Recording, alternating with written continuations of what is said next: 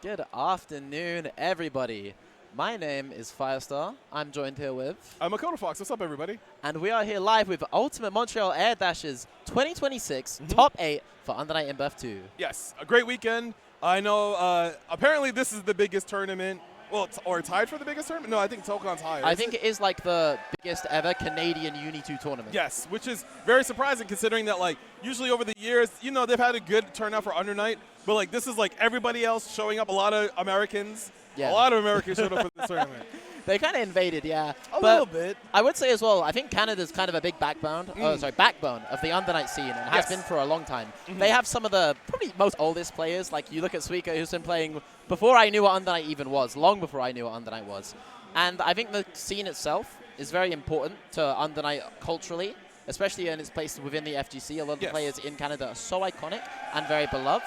So it's just amazing to see that the scene is coming out in full force. So many players traveling. We've got multiple people here from Europe. We actually have Wawa as well from France for other games. And we have all these players from America. We have Pierre, who's made it to top 8 winner's side, and this is his first ever international.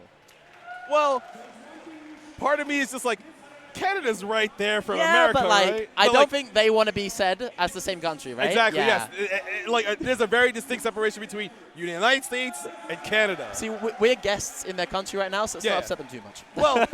Well, I've been here a bunch of times before, and they're like, oh, we're glad to have you back. And I'm like, damn, the place is the same. It hasn't changed anything. Everybody's really nice to each other.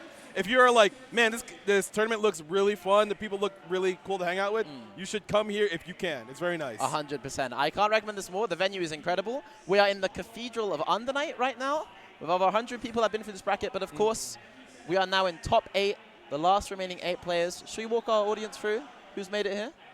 Look at that. We have a bracket. On the winner's side, we have Corey versus Nega Reaper. And then on the other side of winner's semis, we have Revert versus Pierre.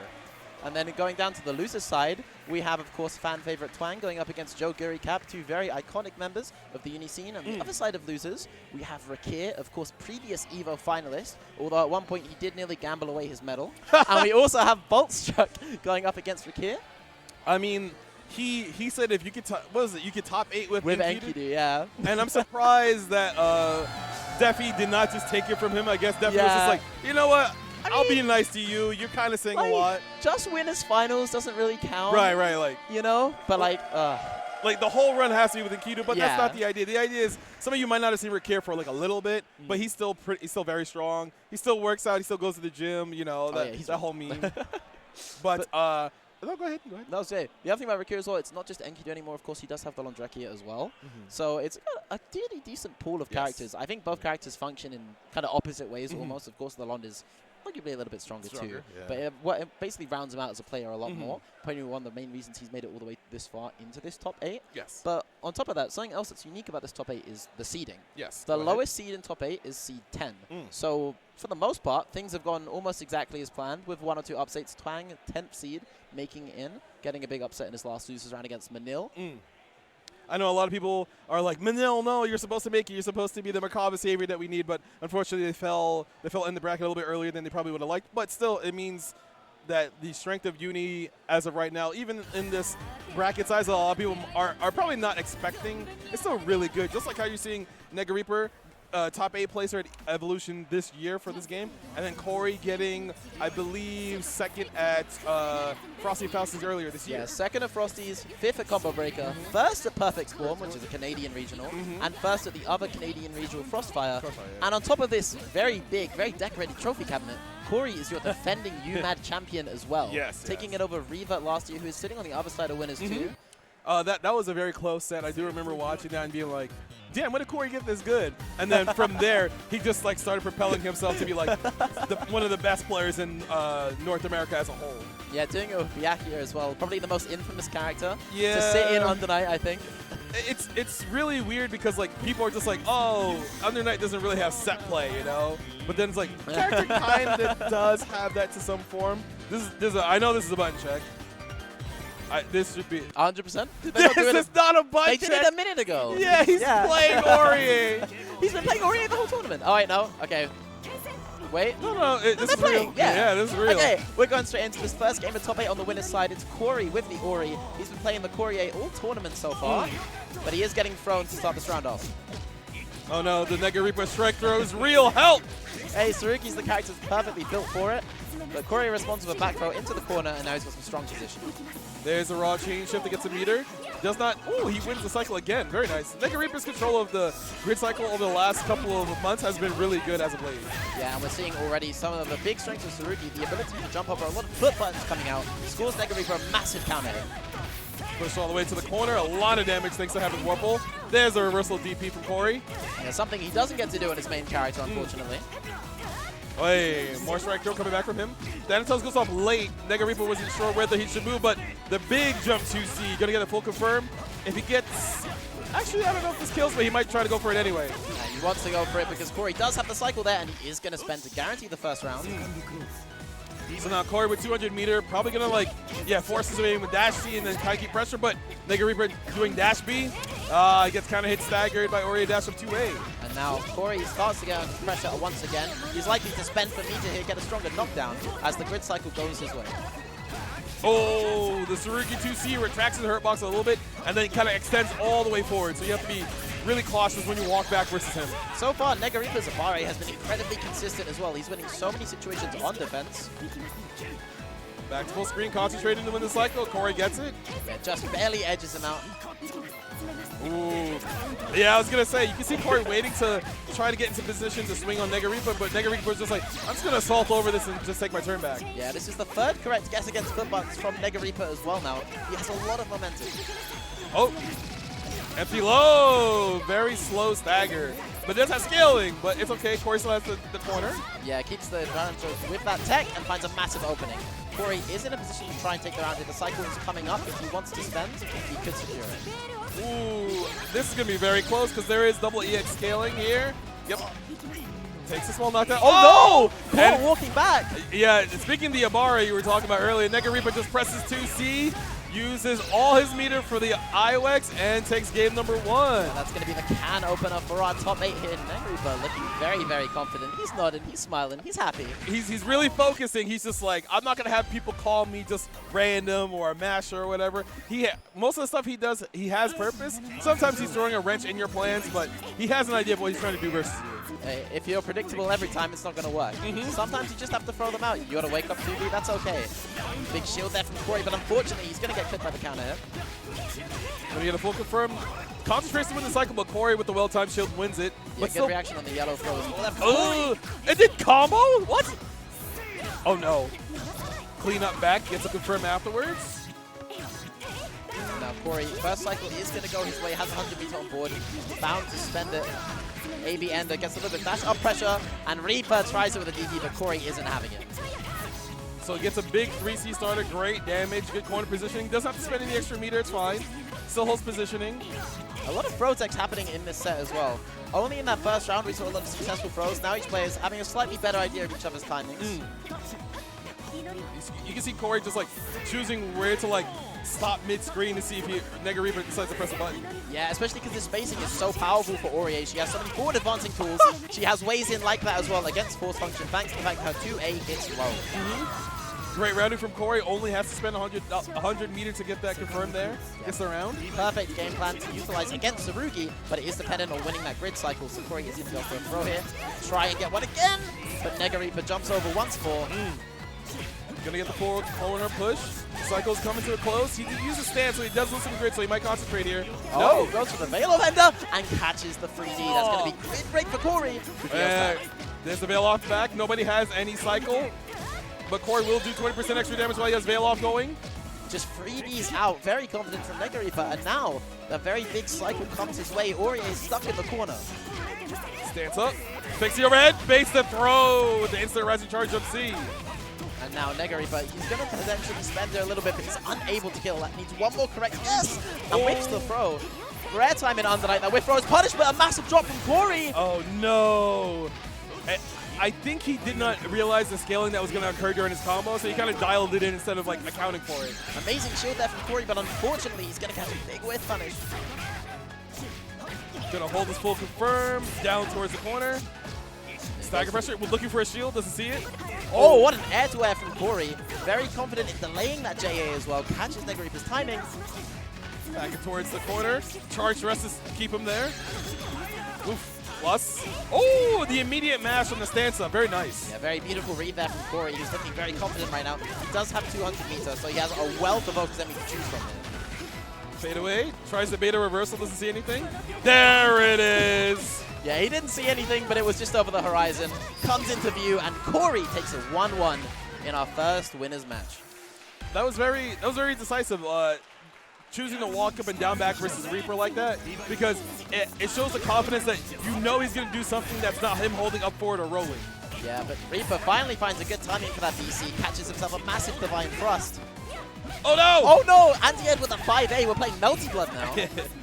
Ooh, small stackers, tries to bait on stand attack again. Ooh, that was a clean recognition on the hit stop and chooses the up back afterwards. Yeah, CS is there to set you safe after the shielded air normal, but Tsurugi's facing the wrong way. Yeah, if you waited a little bit longer, he would actually turn around and face the right position, but Reaper being a little bit too anxious there. Yeah, and now Corey, AB Ender once again. Great pressure! Tries with the overhead, but Reaper is not having any of it. Steer Ender IW, nice and easy. Gets the round and is on set point to go to winner's side if he can get this next round. Yeah, we don't need to be conservative with the meter if we're giving ourselves set point, a massive advantage. Oh, a massive misinput as well. Very unfortunate for Negri, but Corey going to punish him as hard as possible here. Gets a knockdown towards the corner. Spins to get some more damage and better positioning. Oh, massive whiff with Aurier 5A of all buttons as well. Hey, clean 3B anti-air. Let's see if he can get the side switch as well to get better positioning. No, he's going to hold mid-screen. Hey. Has that cycle as well. AB End is very plus for Aurier. Ooh, no confirm on the 2B. Reaper being careful. He's going to win the cycle. Uh-oh. Gets a CS and sends it with the ADP, thinking Corey might attempt to throw. No! Massive grid break here for Reaper. Oh, sends it with the DP. Doesn't get punished for it. Great read by Corey. He hasn't shown that yet. This is a very difficult comeback for Reaper to make as well. No overhead. Anti-air's coming. Yeah, unable to do anything about that for Corey, and now Negri gets nice offense, but he jumps away from the throw, and Reaper immediately racks with Veil off. Uh-oh. DP. Has an opportunity for DP there, yeah, gonna get a big punish now, but Corey techs away from the corner. Quickly disengages. Waiting for Reaper to do something unsafe. He wants to win this cycle so he can kind of guarantee that he sees anything silly that happens, but he's losing so much life. Spends that cycle immediately now, so does lose the advantage to pause the game, find a DP that'll win it. 171. Shields the EX arm. We're chilling. 20 seconds left on the clock as well. Time is running out, but the back throw, Corey stays alive, and now it's anyone's game. Already, we're on final game, final round.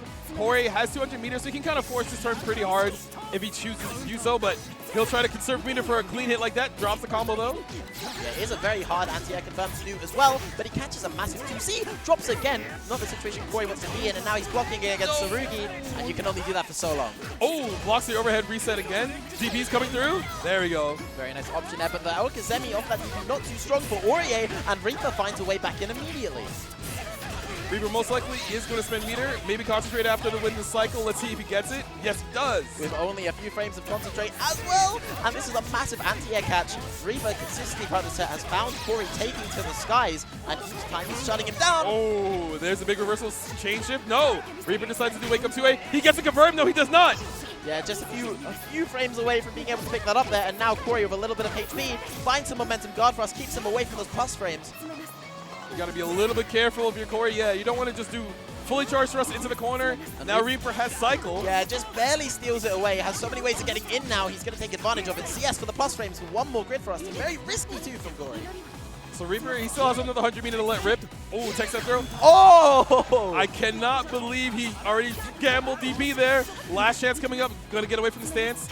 Corey doing a good job of making sure he doesn't get hit by any silly thing Reaper does. Charge jump 2C, nothing. He just checks the 5A. Let's see if this is enough to win this set. And it is. Absolutely incredible check there from Corey. You can see the emotion on his face. You can see the intensity. You can see how into that game the crowd were as well. That was an absolute slobber knocker of Under Night. What you kind of expect when Tsurugi's on the screen, maybe when Reaper's on the screen as well. An incredible opener to our first game at UMAD, and my heart's racing. I mean, it's usually due to the pacing that a lot of players play at. Reaper is one of the players who kind of like wants to constantly try to force his turn, trying to make you second guess your offense and your defense.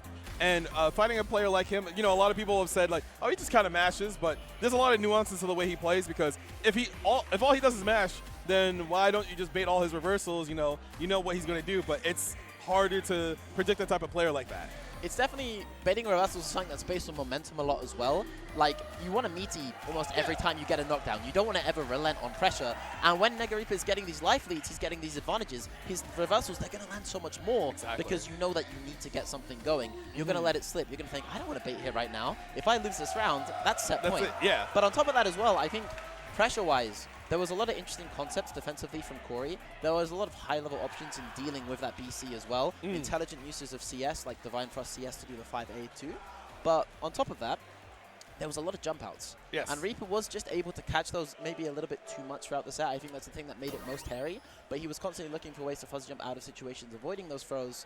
And it was probably what led to making that game so close. Yes. Is that Reaper was consistently winning those, consistently jumping over foot buttons as well, just really showing Tsurugi's strengths. However, that's not the only Tsurugi we have in our tournament today. The other one, the one from one of the invaders, as we like to call them, Pierre, also got top 8 at EVO this year, doing very well. Has become a very strong Tsurugi player within the lifespan of Uni 2. Unfortunately or fortunately, he has to fight Revert, another high-placing Canadian over the last year or so, doing very well. Probably the strongest Lin A player in North America, a lot of people would say. 100%, yeah. I mean, Reva is not only second seed in this tournament, but was second place at CEO, second place at Combo Breaker, and second place at Stance Cup, a Canadian regional. That makes 3 in a row. So maybe this time the 4th time is the charm. I mean, he could try, but like a lot of people who are here are very, very strong. There are people who have fought against him very extensively. Corey being one of them on the winner side finals, but he has to get there first to see if he can actually be able to beat Corey so he can try to get his acclaims for UMAD this year. Yeah, and Pierre, of course, is absolutely no one to just assume you can sit next to and win for free. But this is Lene, who has some very powerful lows, some very good range lows. I mean, 2C is kind of a big meme within the community as well. Going up against a character who, you know, one of his tools really depends on the opponent's lows and strength of them. So it'll be interesting to see how these players adapt to the matchup throughout this game. Ooh, shields a charge on C, but doesn't get anything. Pierre already gets a clean confirm, going to push towards the corner. Cycle's coming to a close. Let's see if Reaver tries to shield anything on Wake Up here to keep He has the BC for the combo though, so he actually loses the cycle. So he immediately opts to throw to win it back, but Reaver steals it away with a DP. Yep. Hitting somebody will give you enough grit to win cycle in situations like those. So at this exact spacing, Lin is very terrifying because a TK Kuga 2C max range or just dash up 5A or dash up throw. And BEM can come out at any point as well, but Pierre has stolen away a Celestial. Anything he does now is really going to hurt. But Reaver stays calm, stays confident, catches a massive air normal with that shield. Gonna push towards the corner, get rid of this Celestial from Pierre's side, but he will maintain Vorpal. Yeah, big attempt there from Reva. Very unfortunate. Pierre, though, drops the round, and this isn't a situation you want to be in. A big pickup with a 2C there off of the fireball from Reva. Reva has to worry about the cycle. Ooh, doesn't put any button into it. Oh my goodness! Incredible air-to-air from Reva, who, if they do not drop, will be able to take the round just here. CS is for the meter, very unfortunately, is going to give the combo away, but the stagger 2C off the 5A naturally gapped as well. Yes. Unfortunately, a lot of people have said that it has been nerfed quite substantially, but it's still very hard to defend against. Oh, of course. I mean, at the end of the day, defending in this game is more about how the player uses the tools than the tools themselves. As we say that, Pierre gets a big TRM. Early steer ender to make sure you get some grid to win the cycle, but the charge jumps he gets shielded and Revert wins the cycle again. Helmbreaker change it to keep your turn. Ooh. Nice DP from Pierre. Very confident right now. Catches the back throw. He's going to try and keep Revert in that corner, but a big side kick. Revert right now is not letting Pierre get stuck on top of it. Pierre does have the cycle, but he, you know, he still has to deal with Lin A pressure in the... You know what? You know what? You know what? He kept his turn. The important thing is he kept his turn. It's plus. Go on the wiki. It's plus. Stagger. We're chilling. Oh. Don't be. Does it back this time. That is going to be the round for Pierre. Does about 3,000 damage, 3,000 to 4,000 universally. We're just letting Wake Up IWs rock. An IW for an IW. It's a famous saying. Pierre gets a massive jump in to start this round off as well. First cycle could go his way, but of course he has to spend some of that grid for his combo.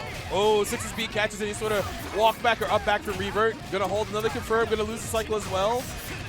And now Pierre with a massive advantage here. He's gonna go for that TK236. Gets a massive knockdown. Late cancel. Tries the dive kick, thinking the throw is coming. This could be the end of the round if Pierre gets enough damage. And a perfect for Pierre as well if he's able to finish it off. Oh, Can't no. build the meter for IW though. Oh boy. DP is going to come out, yeah, but this is a 1 pixel comeback for Riva. Is it going to be possible? Oh, that was TK Kuga. He didn't get it. Gets the green shield, but doesn't get the grid break. That's the first opening. Ooh. But Pierre anti-airs the assault and takes Riva down. It looked like Reaver was kind of like hunting for that too. He was just like, oh, when are you going to DP? And he never saw it for a long time. Then Pierre just kind of lets it rock. Ooh, good match. Pierre takes 1 throw and is like, you're not doing this again. Again, yeah. It's like, now you have to worry about my wake-up DP. Oh, a massive throw whiff as well. Some lovely reactions in this top 8 so far. That's 2 throw whiffs punished. Ooh, doesn't get the knockdown afterwards, but gets the grid break with the 2-1-4. And now Pierre again has a guaranteed cycle this time. No need to worry about what he spent during this combo. And opts to spend no meter for the ender as well. He's going to save it for his pressure, get himself some plus frames that he doesn't even need. The 2A will land. No chain shift, up back charge up C, anti-air. There we go. Round looking very good for Pierre so far. Woo! I was really worried he was going to drop that. That's why he walked back a little bit longer. He was just like, all right, positioning. Breathe, Pierre, breathe. Oh, another grid break. Yeah, that is the crux of Sarugi's game plan as well. Absolutely beautiful to see it in action as Pierre takes so much momentum forward in this set point. Oh my, I can't tell if he meant to do run up stagger EXDP or not. You never quite know. Unless you're in their mind, you never quite know. I'm not a therapist, you're not a therapist. Nelson is, but he's not here right now. Gets the guard point on the Helm Breaker. Pierre looking very clean so far in this set. Yeah, but Riva has a cycle to their name, and that's maybe all they have left so far in this game. Hey, 6-6-C! And Pierre 2-0 over Reaver to get into winner's side. That's into winner's finals. Yeah, into winner's finals. Of course, we'll be going against the reigning champion Corey, meaning that is Riva sent to losers, you could say earlier than expected, but that was only against 1 seed lower, so that's fair enough. But either way, they'll be looking to pull their way through our loser's side of the bracket to get their chance at Pierre or Corey, whoever will be remaining in that winner's side. Yes. I think that's a very interesting match. Like, Sarugi is one of those characters who I think culturally has had a bit of a revolution in the last year or so, since we've had more patches, you know, since August would have come out, where on release he wasn't believed in as much, you know, and people have understood him, they've optimized him better over time. He has really good space control buttons. He has 6-6B, he has 6-6C. They both function in opposite ways, but they control the space in front of him incredibly well. And of course, you know, 6-6B is a button that if you time the 2-3-6A right, you get plus frames off that as well. Yes, so in mid-screen, that's kind of like a Bitatsu function almost. It's maybe a little less devastating, but it covers so much screen pace. And Riva was constantly looking to try and get these air to airs, trying to get these dive kicks, but that 6-6E just covers that entire sky in front of him. And it's really awkward too because, like, if you're expecting the 6-6B and you're like, oh, I'll just be out of this range and jump a little bit further forward, the 6-6C will cover that space instead and hit you airborne. So he gets a big confirm off of that, and now you're like second-guessing your spacing, which is not something you want to do in Under Night because, you know, spacing is very important. It's a grounded-based footsies game, as we like to say. Don't believe in any of that. Yeah, moving on. All right, moving on. So we got Twang up on the stage. Of course, Twang had to defeat the hometown hero Manil, the last remaining savior of Montreal, taken out by Twang's Katsuki, and Twang will be going up against Joguri Cap, a.k.a. Psychotic, a.k.a. Joe. So we're going to make that distinction now because that's Joe. Mr. got swole over the last couple of years, very strong wall/ORA player, been playing Under Night for, I would say, about 10 years at this point. He's got the Seth tag on the Discord as well, so you never know.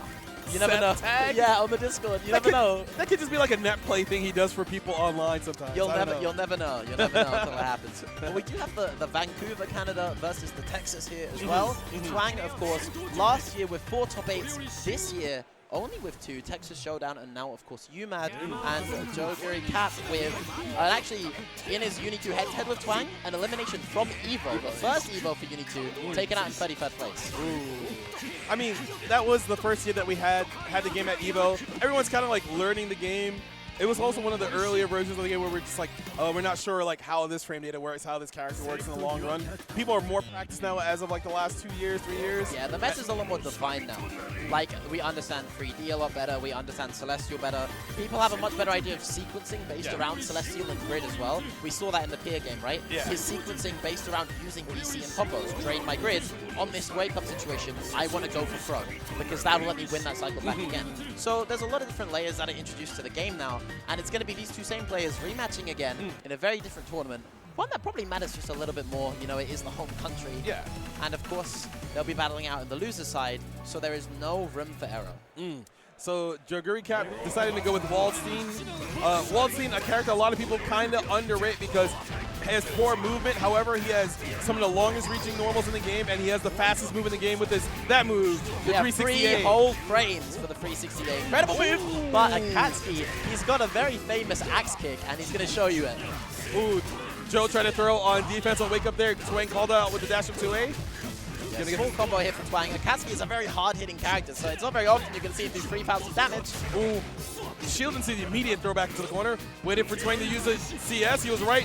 Gets a reset with the throw after the jump 6C, and the buster immediately. Yeah, Joguri Cap doesn't care. He's going to be swinging, and he's going to be hitting nice and hard with his full steam. He has a lot of meter to use. Can take to the corner with the God Press. A very iconic move for this character. 1A nothing. Oh, just does an empty, no shield attempt, but Twang doesn't punish the green shield. Oh! Stand tag gets called out. Gonna get pushed to the corner.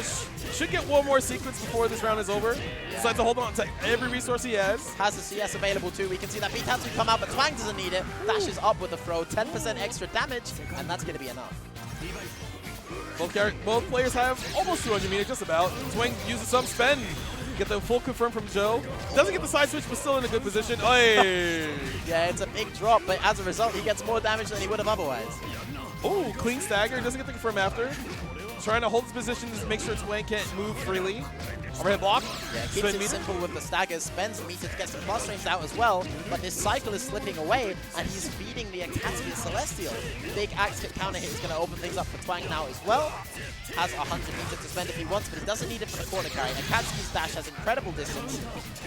Ooh, small drop from Twang there, but you saw Wall do the start up a 2C trying to anti-air. Does not get any time.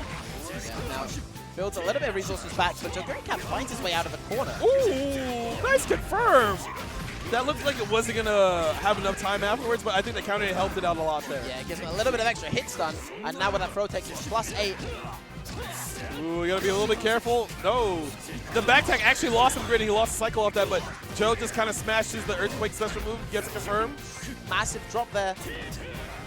Now back to neutral. A beautiful shield on the fireball allows him to cover a little bit quicker, and he uses the swipes to cover the entire screen space in front of him. Twang could have gone for axe kick there, so he reads the situation, keeps going out perfectly, and starts this round off with a big command. Oh no, got caught crouching on the assault jump A. Gonna get full corner carry. No, it doesn't get the 3C, but it's fine. It's still okay for Joe. Yeah, that's a beautiful trade on the Aitatsu. The hit stun, locking Akatsuki in the air. And now 100 meter for Joguri Cap. God press once again, taking you coast to coast and back once more for a little bit of fun. Ooh, and the stagger on the 2C because he knew Twang was probably going to stagger his own. He's going to option select something. So that's how you beat option selects in this game and any game really. You stagger your option to make sure that if they are waiting for the two options and the slower one comes out, you'll counter hit them because it's usually a button press of some kind or an up forward. Twang there, he could be looking to try and stagger maybe a 2-2-8 to deal with throw. He could be staggering a throw himself. Perfect option for Joguri Cap, who absolutely steamrolls through that first game. But now, Twang opens it up with a big combo. Knockdown in the corner would be Tatsu, meaty throw. Already ahead in the grid war, but Joe just kind of choosing the shield there. Nice contest over the Aitatsu. It is actually -2, so that is Joe's turn. Body slash to the side switch, dash up A buster, chain shift. No, we're gonna hold. More Sackers trying to catch Twang moving. Nice jump out from Twang, an amazing confirm. He doesn't have to worry about losing the cycle, so I don't know if he'll spend the corner push. Yes, he does. He EX Tatsu. Takes full corner positioning off of this. However, he's dashing straight back into the loving arms of Joguri Cap. Chain shift? No, he's still holding. Joe wants to make sure he can hold chain shift in case he wants to either get a punish or something or just win the round straight out. Yeah, he can meaty off that ender as well, so it is a great situation. The Bean, however, Beatatsu, as always, can come out at any given moment. And It looked like Joe was either trying to jump or dash there, got hit by the B-Tatsu startup, and unfortunately, got clipped, he lost a round. Twang looking a lot stronger so far, doesn't throw the green shield. That has happened a few times now where Twang has caught his green shield, but right after, he always finds himself a counter hit 2A. Something very reliable for him right now. Gets the air throw in there, concentrates with some grid. Twang doing stagger Akatsuki pressure, got so much stronger in this version of the game. Second throw in a row now for Twang for the Thunder God, and on the third attempt, he's going to catch that meaty 2A, and he finds himself a fourth in lieu of the drop. Does 2-2-A change hit to catch any buttons? Oh, and there's a green shield catch, and gets the round, and we're up 1 game apiece. Perfect reaction this time, and a massive pop-off for Twang as well, who is not the hometown hero right now. I mean, a lot of people love Twang. He's a very lovable guy. We love Akatsuki too. Me personally, I love Akatsuki. I don't know about everyone else, but I love Akatsuki. He's cool as hell. I mean, a lot of people will be like, oh, Akatsuki, he just slams B-Tatsu and he does 1,000,000 damage. He does jump 6T, he does 1,000,000 damage. But, you know, he has a step dash. It got better, but he still has to cover a lot of screen versus Wald, who has a lot of big buttons. But the thing about the step dash is the dash block he has is the best dash block in the game. So, you know, pros and cons, right? Ups and downs. Yeah. Either way, we're going straight into this next round. A very nice option there for Twang. Tiger needs the J2B.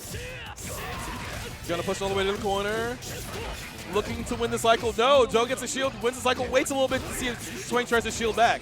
Actually managed a way to jump out. The axe kick isn't going to connect, but Joker Cap doesn't have an opportunity to whiff punish. He Twang did it lets again. Yeah, another TK J2B, just lets it out there. Has 100 meter now this time. Isn't going to spend it. He's going to save it for the pressure though. No. Oh, he tried to mash after. That's a lot of damage. Try to mash after the 6XP there, and now Twang, he has the vorpal cycle, he spends on the EXP air throw ender, very nice knockdown, can't be taken out of, and keeps Joe Cap locked in the corner. It's very hard to deal with in that situation because if Joe decided to do like wake up EXDB, Twang could just EX cancel the fireball into his own EX cancel, but he gets caught up in the air, gonna get all this corner carry, a lot of damage, and Joe has a lot of grid to work with as well. Yeah, he's now going to be taking into his corner position with the God Press. You love to see it. Back, forth, one more time as the cycle gets stolen away. J2C on the wake up, not 2C on the wake up, not staggered this time, and Joe finds the first throw. Ooh, and the slow walk up A-Buster again. Do it again. This time Twang responds with a big throw of his own. Oh, we're going back and forth. He is going to CS it this time. Isn't going to do what he did last time, trying to go for that pressure when he can just end the game. Drops. It's fine. He won't. Uh-oh. EX? Yeah. There we go. Very good. Very good. Final game, final round once again, everyone. Yeah, on our loser side as well. Of course, whoever loses here will not be continuing. And Joe Cap with a big 2C says that he would love to stay alive in UMAD. He wants to see that 5th place. Oh, he actually dashed up, waited, and then pressed the button too late, and Twang was right on his button press. Mostly because Wald's fastest buttons are usually pretty slow. Yeah, they are. His A buttons are not very quick. He tried to claw swipe, Twang's just pressing buttons. He's like, nah, I got this, bro. And that entire veil-off is going to go away now. That's a massive meter lead for Twang. Akatsuki, a character who can really just spell his meter. He can just completely throw it out on those plus frames. Ooh, jump succeed, nothing. Ooh, meaty throw again. Last chance incoming, maybe? Let's see. Clean shield makes the space. Oh! All right, backdoor to the corner. Wake up 2A by Twang! Oh my goodness, my man is just right. And he moves on to the loser side of the bracket. That was very like fundamental Akatsuki defense there as well. Like when he's throwing out these fireballs, he's always trying to space them to as many plus frames as possible. You're trying to shield them to deny that. And Twang didn't actually realize he's been delay shielding those a lot. He's been timing it kind of late. Yeah. And as a result, Twang has less time to react to the fireball being shielded, which is going to push him out a little bit more, going to allow Psychotic to act a little bit faster. And Psychotic just waited so long to represent the shield there that Twang dashes in thinking he's in range. Nope, just slightly away. Incredibly well played. Which is hard to take account for because almost every time that you see grid coming up on the cycle, someone's trying to account for something. It's like, all right, do I shield to win this? Or do you not shield because you think they're going to meaty throw you? Yeah, or do I assault even? Right, or do you just like do nothing, wait for them to do the counter action? Yeah, that's why block for the grid. That's why there's so much like small nuanced situations like those, because it's like the decision has to happen so quickly that you make the wrong one. The best thing that happens is you just lose like the cycle. The worst thing that happens is you lose the cycle, you're counter hit, you're eating a big confirm, and you have to worry about that situation again right after you get up. But also, something to mention as well that we didn't talk about. This is one of the most unique matchups in the game, Akatsuki and Wald. This used to be talked about a little more back in the day, like not to be an STR boom or anything. But Akatsuki's Aitatsu is about -2, and yeah. Wald's fastest button is free frames. Yeah. So that's a very unique interaction, especially with a button that Akatsuki really likes to represent in pressure very often. And we did see that happen a few times there as well, that when Fang is using that 2-on-4A, he's very aware that he's kind of frame trapped afterwards, unless he goes for a jump, you know, pre-jump is frame 1 involved, or if he goes for something risky like However, we will not be seeing a repeat of the Wald versus Akatsuki. We'll be going, that is just the button check you're seeing on the screen. We'll be going to another Akatsuki, and I believe we should also be seeing a Nanase. Well, it depends on what Rakir wants to do. I don't think it might be... Oh, sorry, what? Yeah. The Akatsuki pick there just completely, like, that threw me off. Sorry, you'll not be seeing Akatsuki. You'll be seeing Enkidu or Londrekia from Rakir, of course, who came 4th in GOML Forever this year, losing to Corey, who's sitting over on winner's side. Actually came 7th at Combo Breaker last year, losing to Twang as well, who he could potentially be beating later in the bracket. Beat Gary Butternups, who traveled over from the US here, and is going up against Bolt Strike, an Ottawa player, also plays multiple type Lumina, and it is a pretty strong Nanase. Makes it to the top 8 of most Canadian regions. Yes, both in a lot of net play brackets. The last couple of years, very strong, very good player. Rakir deciding to go with Enkidu, probably to use his 4C to negate some of her projectiles, but Bolt gets a clean crush on its low 2A with his overhead. Disc pressure. Here comes the 2-2s. Gets the throw right at the end of the disc. A very nice block there on the overhead from Rakir. More stagger pressure. Oh, that's a tech to grab. Delay wake up. Does something to do with the Oki wins the cycle. Text to grab. Yeah, big tech, and now Rakir finally gets a chance to start his own pressure. Staggers with the 2A, is finding the first shield, but unable to quite punish it yet. Anti-air, no! He does not get the anti-air attempt out in time. Combo drop. Throws coming. You gotta be careful. Caught with the counter hit. Rakir getting a little impatient, tries to mash out there. So now, Rakir, he has a bunch of meter, but he has to be able to get in versus Nanase without getting clipped by any air buttons. Ooh, the stacker record coming through, getting a big confirm. Yeah, it was actually a shield on that 660 as well.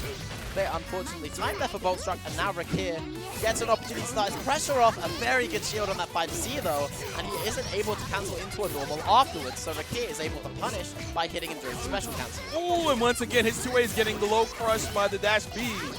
So we're going to get a full confirm, probably spend 100 meter, get 25 back because of Warple. The disc doesn't touch Enkidu in time, gets hit by the dive because Enkidu was trying to throw in defense there. Yeah, very low delay on that dive tech, way too close to the ground. You're threatened with the throw and just misses the delay tech timing. And a beautiful confirm is going to take the first game of our loser side last of 8 match in the quarterfinals. So Bolt takes the first game pretty handily. Rakir just goes right back in with the retry. No character select, no time to think. Just like, I already know what I did wrong. I'm going to go in, but we'll see if that's true or not. I mean, that's kind of how it is against strike throw characters, right? Sometimes you just guess wrong, and then unfortunately you don't quite react in time. Bolt Strike maybe getting away with murder just for a little bit here. Ooh. But Rakir dash up with the 2B, gets a little bit extra hit stun thanks to Enkidu's famous Havoc mechanic. There's a wake-up DP by Bolt. That's the first one. Parry? Yeah, EX Parry has more invulnerability there, so he wins out in this situation. Stagger record, no combo. Nice green shield, just pushes the Enkidu out, so Rakir uses the assault to get back in. So meter to keep your turn. Oh, and gets the green shield because Bolt mistimed their shield. Are you dead? Risky. Might just about be with the 6-6 afterwards there. Well played from Rakir. Of course, a bit risky. 2 shield, 2 2C, but it is the optimal play to make. Using more 4C. Yup, there it goes. It nullifies projectiles very well, and he can cancel to a special move afterwards. Yeah. Some more stackers. Now gets a big throw hit. Back up for Rakir. Bolt Struck keeps him away from the DP. Steals a little bit of resources back, but fails to get the confirm off of 2B. Rakir, I think, tries to parry there after CS. Even the unmetered parry is 1 frame after CS. Unfortunately misses the input, but stays safe because the EX parry activated. And Bolt slightly delaying his projectile there to bait out Rakir doing 4C on reaction. Meaty disc. Oh, if you push the button, you get hit by the disc. Get off me. Gets the yellow grab off. Yeah, no need for any push-ups today. Just responsible throw immediately, but Bolt Struck just dash up 2A. He doesn't care. Combo drop. It's fine. Oh, the big double overhead. Incredible double overhead there from Rakir. It's something kind of unique to Aerial's air normals as well. Oh, the 5A checks Bolt trying to maybe jump. There's the IWEX. Simple. Goes for the IWEX, and the crowd are going a little bit crazy for him right now. So that was a good turnaround from Rakir after the first game. The first game was pretty quick by Bolt Struck. And Rakir's just like, okay, I kind of know what I need to do, even though this last round was a little dicey, but he still clutched it out. Now we're up 1 game apiece. Yeah, I think Rakir as well, consistently punishing that wake up bar rate as well. Seeing Boltstruck maybe flying a little bit too close to the sun. No shield in the fireball, just blocking. Decides to backdash. Boltstruck is consistently dashing into ranges where he can get away with those projectiles before Rakir can react with 4C, before he can clear it. It's a very intelligent way to approach the neutral. However, if Rakir reads the timing, you're going to see that, the 4C punishing the projectile before it can come out. Oh, he actually read that he was going to DP in that situation this time, which is kind of hard. Because sometimes you would think, all right, they're not going to DP here. They'll probably wait for cycle or such. Oh, what a shimmy from Rakir. He's feeling confident right now. You're not dead, but you get one more chance after. Care for command grab, but I don't think that's coming out. He DPs again. He's like, you won't teach me any better. EX back. No EX back by Rakir. Yeah, Rakir actually was able to convince Boltstruck he was at risk of a throw there, but Rakir was going the opposite way. Stagger pressure from max range. EX Rekka. Oh, no. That was supposed to be EX Rekka, not command grab. But it's okay. He's still in a good life lead. He's not going to win the... Oh, he won the cycle off the throw tech. Decides to change it. 6FF reaches all the way from there. Disengaging the full screen. Stomp. Keeps him plus, and what an assault from Rakir. That is a very risky assault there, too, because if Bolt decides to press a 5A, it just hits him out of the air and he gets it confirmed. But Rakir very confident in his choice. There's the 4C to nullify the projectile. Just kind of slowly pushing Bolt back, but Bolt with the sword car Abare getting a full confirm. Yeah, but so Rakir was getting a little too confident with the keep out buttons. Bolt finds a good timing with that sword car. No dive! When Nanase does that 2-1-4 sequence, she has a dive that she can do after, but there is a certain height where she can't do it anymore. You have to be really attentive to stop it. Oh no! Oh, massive trade. The shield, the disc is still up. And now Boltstruck is going to try and make it to the final round. One more hit needed. Big shield from Rakir. Rising jump A, because he knew Rakir was going to try to throw after the chain shift. So that was the right option from Bolt. And we're on final game, final ground once again. Opens it immediately with a sword car counter hit. A very nice confirm from Boltstruck as well. Nanase combos are just so beautiful to look at. Sends out the projectile after. Makes the sword car plus. Ooh, tries to chase the backdash. Gets clipped by 2C. Big confirm coming from Boltstruck. In a good position already. Going to win the cycle. Yeah, has a 100-meter unfortunate drop on the combo. However, now he's able to stagger his pressure Punish. back up. But near the end of those staggers, Rakir goes for that grid thrust, and as a result, he could be finding himself eliminated from UMAD. Ooh, he was expecting the CS, but he only got 2A. But now Rakir has the cycle, but he's on his last legs here. Bolt's gonna try. Oh no! Can parry this. Yeah, perfect option. Ooh, the empty jump low, trying to bit. Oh, 4C catching the jump nice and early. Rakir very snappy with those 4Cs all throughout the set. He's found himself another cycle. He's nearing 200 meter as well. Ooh, trying to bait out VR DP. Assault doesn't get mashed on. Oh, Boltstruck, the patience, the confidence. He's got a poker face of a champion. Doesn't react. That's wild too, because there's a lot of times where you saw Rakir dash in, dash back, and like do a delayed assault. So you were thinking like, okay, a throw or a 2A is coming here. But Bolt just like, he reacted, held his defense, and was like, all right, I'm going to mash here. And it's all, and Uni's all about timing. Well, fighting games are about timing. But the biggest thing is being able to change your timing very slightly versus someone's expectations is very good for being able to like throw off their own expectations for how you play defense. There's also that element of timing I think it's talked about less. I think it's something that a player like Big Black, for example, has kind of almost mastered. Yeah. So sometimes you can play aggressive timings, you can play very constant timings. You can say, okay, I want to swing on every interaction. And then when you choose not to do anything at all, when you don't let them get to you, when you just sit there, you hold down back, you do absolutely nothing at all, that throws your opponent off more than anything. You can see it from Rakir. They're constantly trying every single bait he had in his toolkit, but Boltstruck knew the life lead was so big, knew there was nothing, no need to bite. Just relaxed, breathed, and felt super confident when he pressed the 2A, and it's carried him through onwards to the losers quarterfinals. It's not easy to do because, you know, under night people are pressing a lot of buttons. They're doing a lot of smoke and mirrors. They're trying to get you to react to something. But, you know, sometimes just down backing is very good, although sometimes you're susceptible to eating more staggered mix-ups that you don't initially expect. So, you know, sometimes pressing a button of some sort doesn't have to be an attack.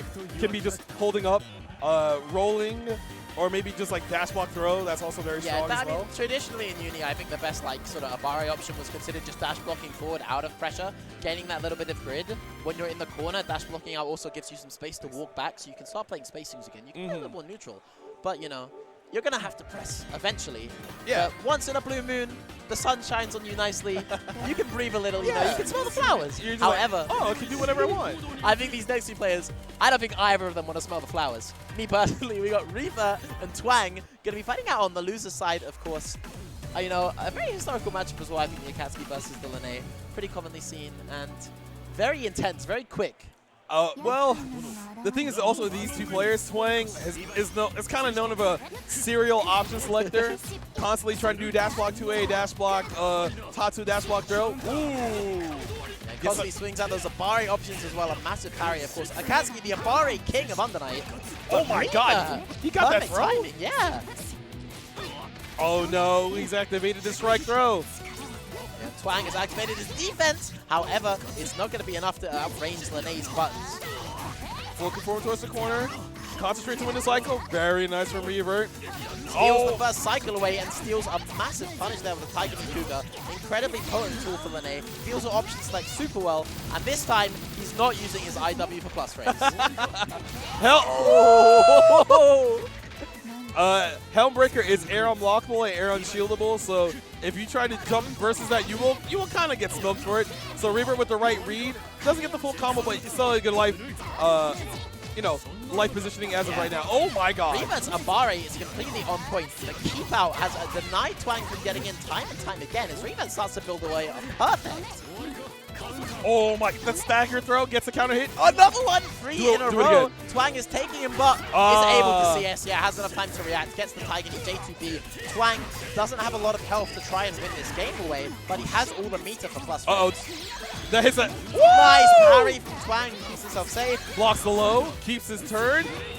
And you can see like the slight run up from Revert into the staggered TK Kuga because he knows that Twang's probably option selecting there.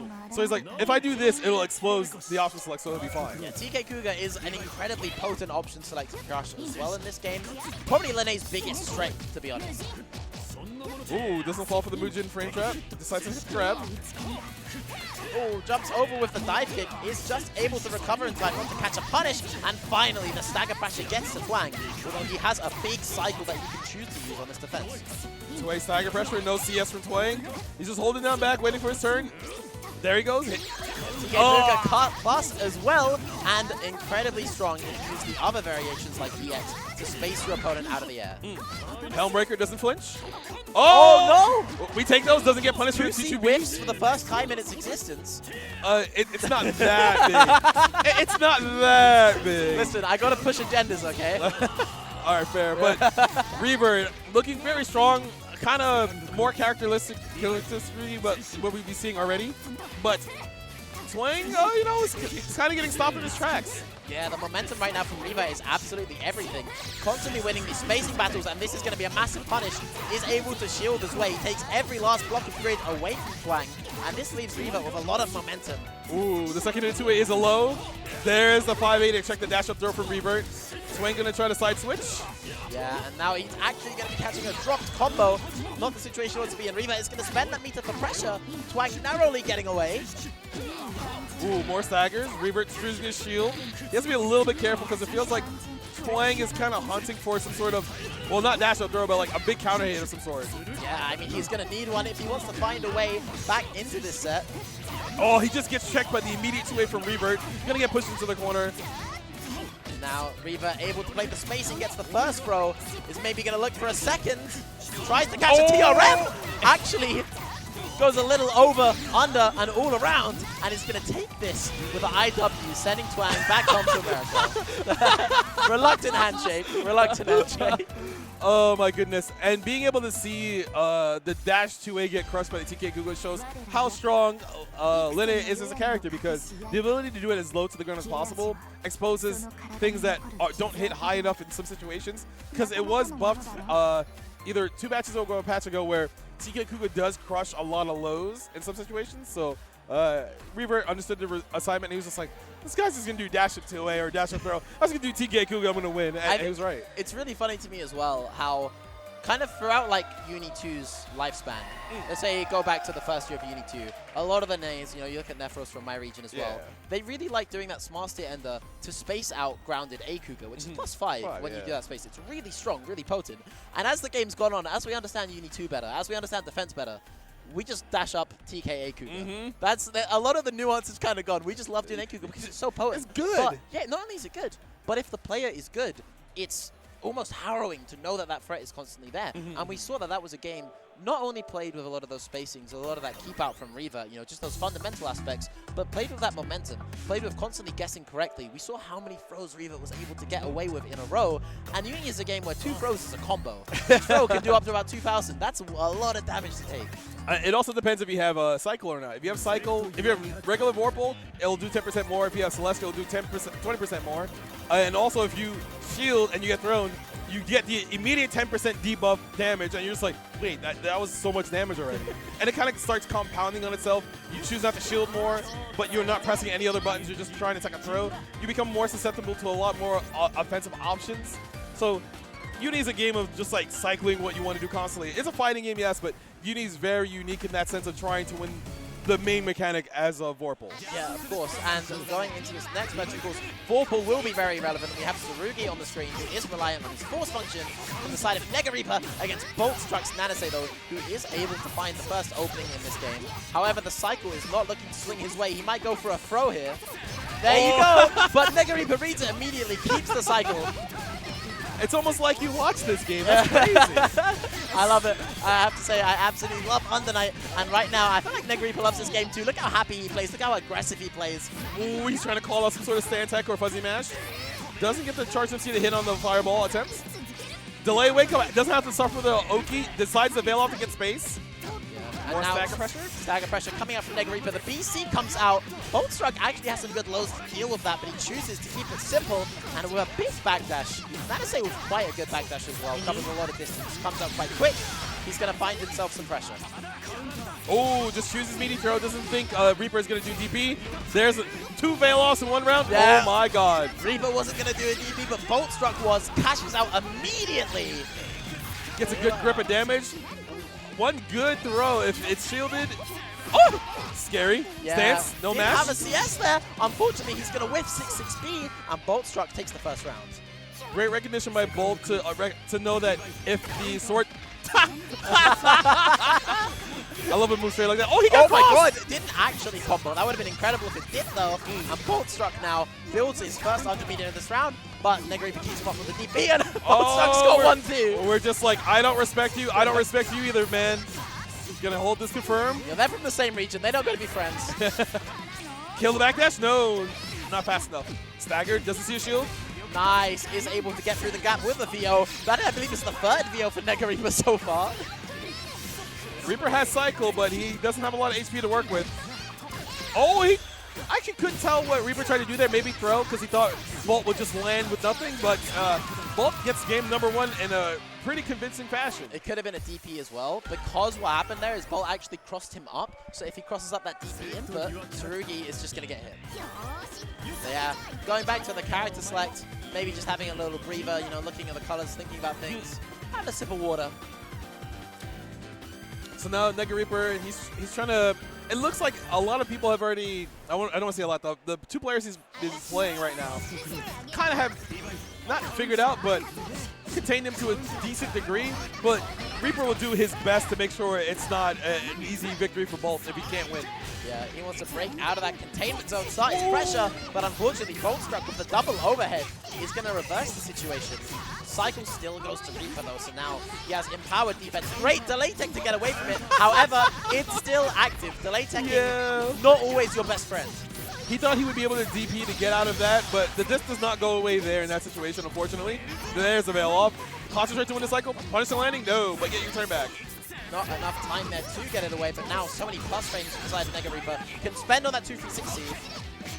stagger. Ooh, he immediately mashes right after Bolt's block string.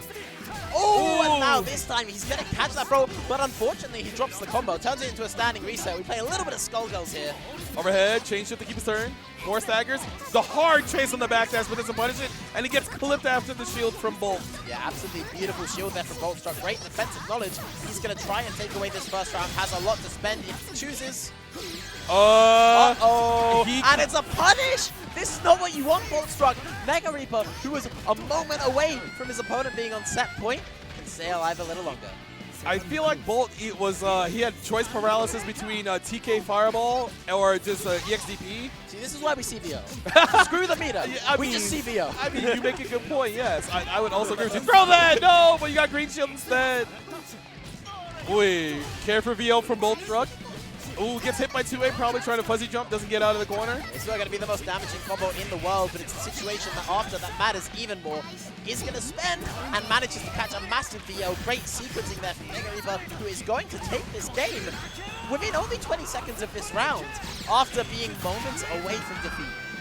And it's a good testament to his credit as a player, because it's not easy to, have that situation happen where you're kind of starting to be down in life, and then you're given a stroke of luck, and you're like, okay, I got to make the best out of this and get that W. Yeah, and now Boltstruck once again he finds another opener. A little scared of the DP, however, though, and it's going to allow Mega Reaper to mash on that wake up. Ooh, speaking of mash, Bolt gets his own mash on that. It's still, even though it didn't hit, it still gives her good Oki, so you got to watch out for the EX disc coming back. Yeah, you got to be very careful of that, and even more so, you got to be careful of getting 50-50 if the low comes out for Boltstruck. He's looking like a Kuon player in this set. EX, there we go, the chain shift into the EX to get a little bit of extra meter. Bolt looking very strong so far, like that last game didn't happen. Yeah, trades projectile there. A big shield from Boltstruck, though. Mega Reaper opts to back off, and it allows Boltstruck to find his way in. Good shielding from Bolt to get a bunch of grid. He doesn't have to do anything crazy. He'll win this cycle. He might still do it anyways, but he's able to stay safe. Very well timed from Boltstruck. That is a very awkward throw crusher to use. 2A stagger. Bolt has a bunch of meter. The fuzzy 5A comes through, gets a full confirm. Gonna corner carry and win the cycle most likely. Yeah, almost definitely. And now he's able to take nearly the entire way to the corner. Oy, but gets a little XP. lost in the source. Will be punished by that 6 XP. A good start set as well for Tariq. Let's see if Reaper can make this happen. Spend some meter. There's the DB from Bolt. Gets the cross up and gets the proper positioning with the EX disc, but protect the grab. Uh-oh. This has been a very veil of heavy set, and unfortunately this one isn't going to work out.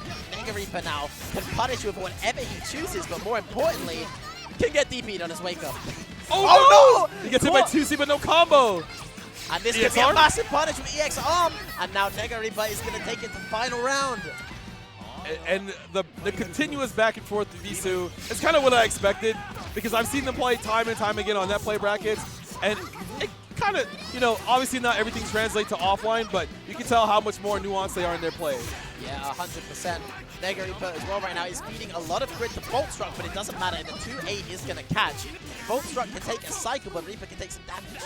Oh my! It was just out of range to hitting Nanase, but the TK Fireball comes through in the clutch. Yeah, great spacing from Boltstruck. He is going to find himself shy of 100 meter, but he's going to be able to throw Mega Reaper back into the corner. Reaper decides not to DP. There's the grid thrust. Oh, they're just passing by each other's shield. Take your turn back. Whoa, the sword card not hitting again. Plus frames, make it safe. Yeah, really important shield there for Boltstruck. He has Celestial spends immediately, but he can't get the hit. Reaper chooses the right option. Bolt is looking away. That was a very... I'm pretty sure Bolt wanted to do EXDP there, but he got crossed because of the way Tsurugi jumped over her and got a fireball, I guess. Oh, 6-6-C! Wait a minute. This is really bad now for Bolt. No! But a massive drop just before the CBO was built. No cancel. Oh! He scrambles it all away.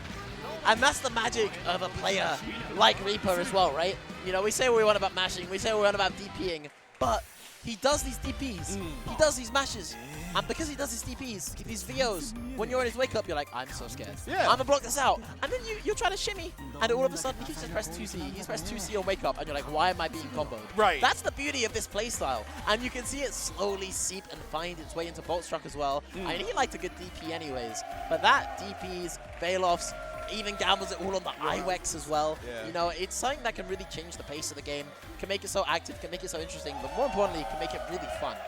It's not.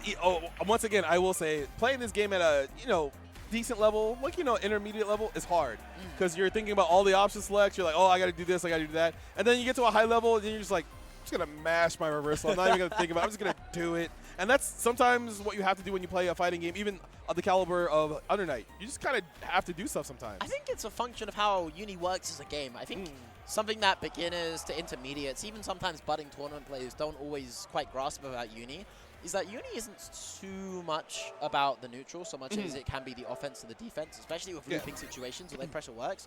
A lot of characters' biggest strengths are buttons that just cover lots of screen space. Like I mentioned earlier with Bitatsu, right? It covers all that space in front of you. If you have meter, which you get a lot of in this game, you can just cover that space whenever you want, and then you're plus, and then your turn starts. To me, that's not really neutral. That's, okay, I'm going to just like put out the anti-air cannon, the flat gun, and I'm just going to take all this space in front of me. Lene can do the same as well. We saw that played absolutely masterfully from Reaver. That neutral was focused on core spacings around the Cougars that allows them to completely keep the Akatsuki away. And when you have these big buttons that control space, sometimes your game plan just needs to be, I'm going to control my space, and I'm going to play a fighting game until, I'm on offense or I'm on defense. And then I need to start bringing in the high-level Uni. Then I need to bring in my options like, then I bring in anything else. But sometimes, when the game is going fast enough, you can kind of put it down to, this is my core game plan. Right. I'm going to cover this space. If I get hurt in this situation, I know it's not a safe jump. I might just DP. Yeah. That's okay. Maybe this game, I feel like pressing VO in round 1. Normally, it's a bit of a late game thing, and maybe this game, I just feel like swinging. I feel like going for it. You wanna present the uncertainty immediately, as opposed to like kind of waiting for the pacing to go not in your favor. Because a lot of times when you choose longer to do the thing that will get them off of you when they're running their offense, they're more likely to scout at the later end. So he still played. So winners finals, by the way. Corey versus Pierre. Corey is a thing. Like, he's a good player, don't get me wrong. I'm not trying to say he can't play Aurier. It's just like, he's in winners finals. I know, he's been playing Byakuya for so long. I'm like, I know he can play Aurier, but part of me feels like if things go awry, he might just commit to playing the Byakuya. And you forget I'm a Byakuya main. Like, if I want to see it bad enough, I got a 20 in my pocket. But we will see. We will see. Either way, this is going to be Corey versus Pierre. The invader trying to take it for the American soil, and of course Corey defending not only his championship but his region as well. Yes. So it's going to be a 3 out of 5 for this. It's going to be right now. It's going to be Aurier versus Tsurugi. We saw this matchup earlier when Corey was fighting a Nega Reaper, but we'll see if Pierre's style of Tsurugi is good enough to get him into Grand Finals. Yeah, it's good enough to get him a big throw starting off this round right now. Ooh. Early tech there, but Corey tries to react to a throw of his own, and he's going to get hauled by J2C. Oh, get a TRM with the 214A. That is a catch grab, so if you're not pressing anything, you can tech it, but the second you press a button or like a normal or a shield, this round's over, by the way. A little bit of the Reaper still remaining in Corey's veins. It is blood, you know what I mean? But it is a first to 3. Showing that so early is going to have a big effect on how Pierre is going to evolve the layers of the game. Ooh, the 214B goes a little bit further. It's a little bit slower, but it's good at catching a lot of range. Clean confirmed from Corey, going to push all the way. Let's see if he decides to spend anything or not. Yeah, he has all of the meter in the world to spend, so it is going to go away. Very plus on this knockdown. Shield to make space. Pierre immediately stances up. Stagger pressure. That BC to find a way in, start staggering, but unfortunately everything goes in the way of Corey. So Pierre, nice time shields to try and win cycle, but a hit is going to steal all that grid away. Aurier 236A catches the up back into a full confirm with meter. Stair in her knockdown, set up Thanatos. Ooh, he catches the 2C start off. Ooh, great block on the 6B there from Pierre. And now Corey just making space with Aurier's immaculate backdash. Oh my god! Beautiful way, plays exactly around the spacing of the 6-6C, up backs away from it and punishes amazing. That is a very good tactic a lot of Aurier players have been doing, is like the fadeaway jump C, because if people approach and they don't have a good button to anti-her, she kind of just takes her turn back and kind of puts a wall in front of you. You can't ignore. We talked in between games about space control, and that is the name of the game of Aurier, one of the best space control characters in Uni 2. Oh! That's a lot of option selecting, bro. Yeah, these throw waves are coming out left, right, and center, and now stagger pressure starts up for Corey. Opts to end it with a Divine Thrust after the 2C. Finds his way back in with that CS, but now Pierre has all the grid in the world. Ooh, he's trying to catch a green shield most likely with that immediate chain shift on the one hit. Late cancel. There we go. Back into the corner. Set Thanatos. Lovely option there from Corey. That is something that is incredibly high level in Under Night. Is dashing up on your opponent's small minus frames. Here trying to stand up. He got hit by the startup of Dash C. Is holding a lot of damage. Empty low. Trying to catch a high shield. Hey, and there's a dreaded jump 2C from Tsurugi. Yeah. Incredible Abare here from here. Something I do have to mention though is I feel like Corey's spacing with Warrior is almost immaculate. No cancel. There gets the 2-1-4 away. Ah! There it is. Very cheeky, Pierre. I like it. But Pierre doesn't confirm that 2A, and Corey, he has the meter to steal this round away. EXDP, it's going to take it with a Sacred Spire. That was a little bit worrisome because there is double EX scaling, so if you use one EX move in your combo and use another in the same combo, you do suffer a little bit more scaling, but if you know the life threshold that they're at, it doesn't really matter. And also, it's a multi-hitting move too, so it has slightly higher minimum damage thanks to that, and DP for a DB, but Piers is going to be blocked. Corey, he may be grid broken. Oh. Still able to cause damage. Another jump 2C to get out of that situation and gets the side switch and the cycle. Peter spin. Oh! Caught jumping out. Has been a very common defensive option that Corey is rotating on this Warrior as well, going for these uppbacks. Celes the cycle. Pierre just doing stagger pressure. Ugh. Doesn't see a shield and just kind of like slight dashes up, waits, and then throws after to see if Corey either does up back or shield in that situation. And Ori, a character with hitbox-wise, probably the best A buttons in the game. You can see defensively, offensively, Corey is trying to space his buttons as much as he can. His up backs, he is getting clipped for. He's looking for those JAs. Ooh, it looked like Pierre tried to like dash up weight, but he got hit by the 2A. He didn't get the either jump or the button he wanted. He's gonna hold this mid-screen knockdown. Smart State Ender again is able to catch the back tech. Ooh, don't move. Stay there. Waiting for some sort of retaliation from Pierre. Doesn't get it. Hits the startup at the 2C, but doesn't believe. Incredible hard hit confirmed to do there, and Pierre just runs up. Oh, wake up, jump 2C. No 2A or throw for you, my friend. And now, Corey has the meter. He's going to try and get his Okazemi here, but plays it patient and catches the delay tech.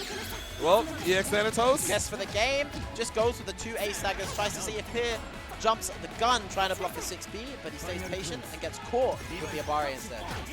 Late cancel, plus frames to keep you turned, but Corey just disengages. Oh yeah, the charge on C, when you charge most and normals, it does get a lot bigger below and behind it, so you have to worry about that. It does also have that audio cue attached to it as well. Does give it away a little bit. And Pierre reverts to playing spacing with the Tsurugi. Oh, the 2-1-4 catching the dash up and not down back in time. Yeah, choosing the spacing game plan versus the queen of spacing herself. And Corey is a player with the precision, the execution, and a little bit of luck as well. I feel like 9 out of 10 times that gets a grid break off a throw, but maybe Pierre second-guessed his option there. That 1 time out of 10 is the one that matters the most when it's in winners finals of UMAD 2026. Ooh. Amazing there with the Corey's option to go for. And now he has cycle, he has meter. One more time. Thanatos. Waiting for a bail off. No, waiting for a good thrust. It's just a 2B mash. He should get this round, provided he doesn't drop his combo. The green shield there. Pierre takes it to 1-1. It's really interesting seeing, like I said earlier, Corey's spacing right now is incredible. And he's spacing himself away from the dash normals. He's spacing himself away from 2B, 2C. So Pierre is kind of responding by playing a spacing game plan himself on pressure. Hey, and he's getting away with a lot more of these jump 2Cs whenever Corey tries to do redash pressure. Very good at crushing lows and throws. Oh, 3C to castle up back. Stay there. Yeah, and now Pierre has a lot of momentum going into this round. He has lost his first cycle. Corey does have the ability to pause the game on his defense here. It keeps happening. That is incredibly unfortunate for Corey now. This could be a perfect based off the J2C alone. 2A doesn't see a shield, decides to change shift. Oh my god, trying to slide in there with the stance. Jumps over, gets a little stack of pressure going, but JA has so much range, but it doesn't matter. Pierre can spend the meter, can take the first round of this game. Pierre looking a lot more put together so far. Nice block on the 2C there from Pierre. Isn't caught walking back. Has to play a little bit of neutral out, and they're going to trade. Hey, get off me. Gets the grab tech. Walks away from that 2C. I think if it was charged, it probably would catch Ori walk back even at that speed. Yeah, very minor stagger there on that 5A as well. But Corey is a big trade, but catches him a big counter. That's going to get things going. Whips the 2C. Very unfortunate. And a J2C for his efforts. Corner push. Corey has cycle, so... Oh, big bet by Pierre. He thought Corey's either going to jump or try to mash throw. So he was like, I'll do it in my invincible reversal. But Corey's like, I'm just holding down back. Sometimes you just have to let them know that Corey now has a really big opportunity to end the game with one hit. And he catches the whiff with his eyes, but not with his buttons. Jump. No, backdash away, make space. 660! Now, big combo from here. He's going to potentially spend a little bit meter at the end here right now. Get the knockdown of his choosing. Ooh, stagger pressure. Let's see if Corey bites on some sort of... Oh, he gets countered with the combo! Yeah, no confirm there. And with the anti-air, Corey is going to take this round. End it with a Sacred Spire. Keep it simple. I mean, we take those. If Pierre was a little bit faster, he would have hit Corey for doing that, but unfortunately, it is not one run piece in game number 3. Gets the full confirm. Corey able to just kind of send out these very active hitboxes all the way across the screen. Catches the backdash from here, who thought he was in safety. He's now in the corner. Oh, Stance actually loses him the cycle with that usage of grid. Yeah, seeing a repetition of that same spacing from Corey as well. He's so good at stopping Pierre from running out of the corner. Set out. Fade away, doesn't go for a low shield, just high blocks. Sees red, EXDB. Last chance looking for Pierre right now in this game number 3. Oh no. 5A staggers. The 2C wisp with no punish. Big shields from both players here. Now keeps the grid cycle incredibly even. Ooh. Backdash away, thrust! 236A. One of the defining characteristics of Aurier. Her 236 series goes as far as you want them to at the right times. And honestly, it's one of the reasons why a lot of people say she's probably one of the best characters in the game. Yeah, that was also a read on the grid cycle there from Corey. Saw that he was about to win, so Pierre spends on that B+C, so Corey knows Pierre wants to approach. Overhead blocked. Ooh, no cancel after, so it is punishable if you're on point. And now Pierre starts to get his corner carry on the way. He isn't going to be able to take it all the way unless he spends some meter, though. Ooh, no chain shift. Almost gets there in time, but Corey faster on the draw there. Gets the confirm back into the corner. Yeah, these anti-airs are starting to land now for Corey. He goes for the smart stay ender. Allows him to set up the 2-2, but unfortunately, he whiffs the throw during throw protection. And Pierre pauses the game, gets his DP out. Oy! All right, if Pierre wins the cycle, he might be able to get the kill here. It's hard to tell, but he'll just be in a great position. About will, yeah. A few moments away from doing it. Uses the EX to get a couple extra hits. Here it comes, but he doesn't have the meter. So he DPs instead. Pierre, confident and proud, out here at top 3 of UMAD. Oh, I love it. Stands up, dash throw, gets teched. Ooh, that assault 4 is probably supposed to be shield, but because he got crossed up, he got 6 and not 4. Yeah, however, this is about to be a massive punish. Celestial coming in 3, 2, and 1. And now Corey, he has all the grid in the world, all the meter in the world. And this time, he can CS, he can DP back. Finally an answer to J2C. Oh, got caught flinching by the 236A. Gets the full follow-up confirmed. A lot of damage coming out of there. Cycle is actually going to finish in time, so Corey can fight for this again if he gets a throw. Now, big throw backwards, though. Corey sends Pierre away from the corner. Now we're stuck into neutral. Ooh.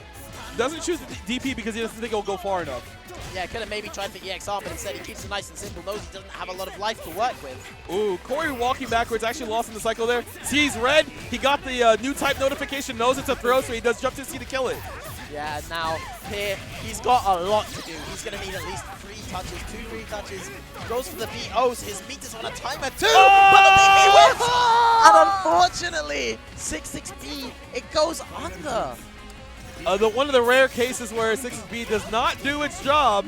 It doesn't happen a lot, but you know. You can't rely on the same tool every time, unfortunately. Yeah. Set up Thanatos, stagger pressure. Ooh, a little bit too far for the 4C, but we're chilling. These shields from Corey are very confident as well, constantly catching these jump hits. There's a thrust chain shift. Ooh, 2Z actually catches Pierre, setting up for the 1 frame.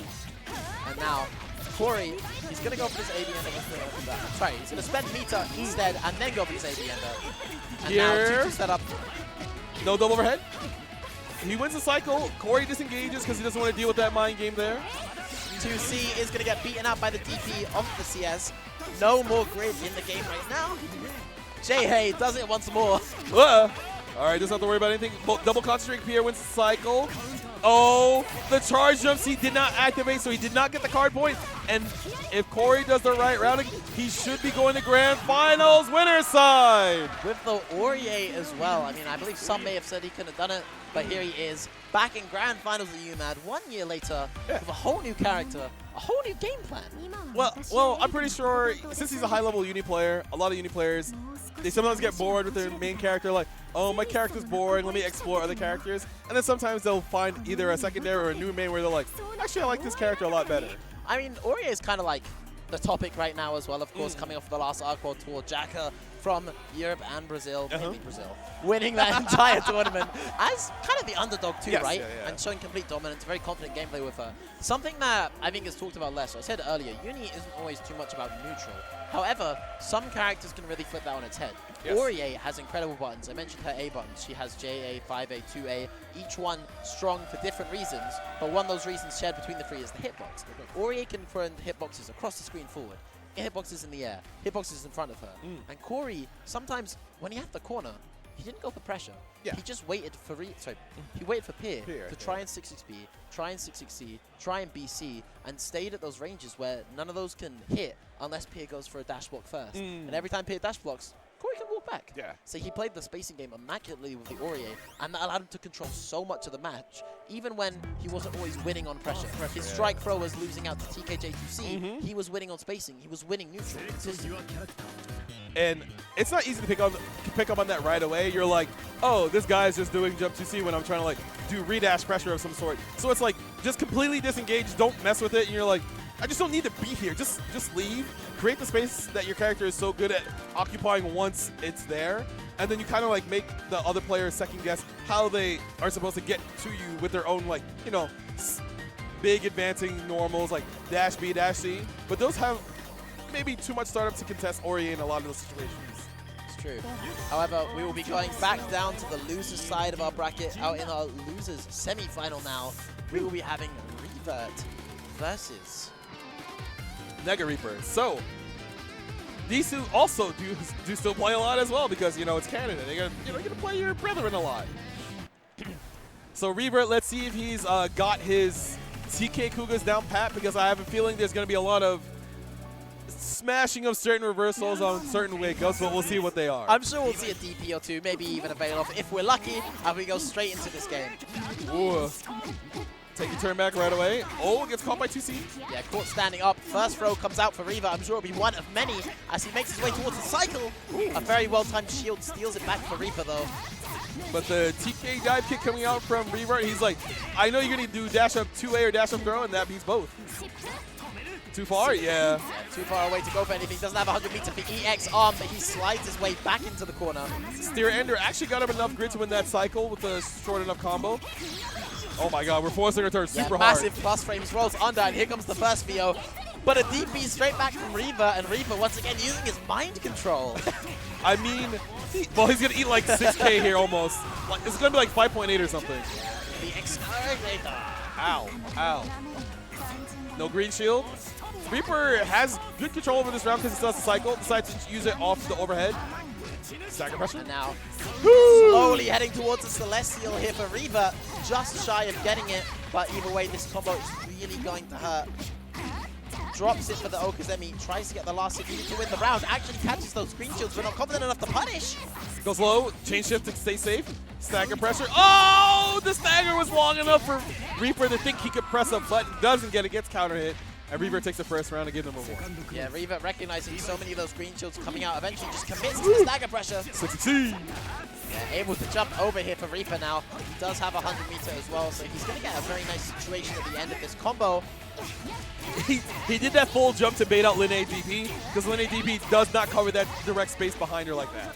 Yeah, Uni is very unique as well. Oh my god. I thought we were going to stop seeing that. I don't know. I don't have any belief system anymore. A big BC allows him to go through the Cougar, takes it to the corner. Lovely shields from Reaper, who's going to win this Celestial unless Reaper presses that shield button. Does it a little too late. That's a lot of meter for Lide now. That's going to be the whole 200 and a counter hit.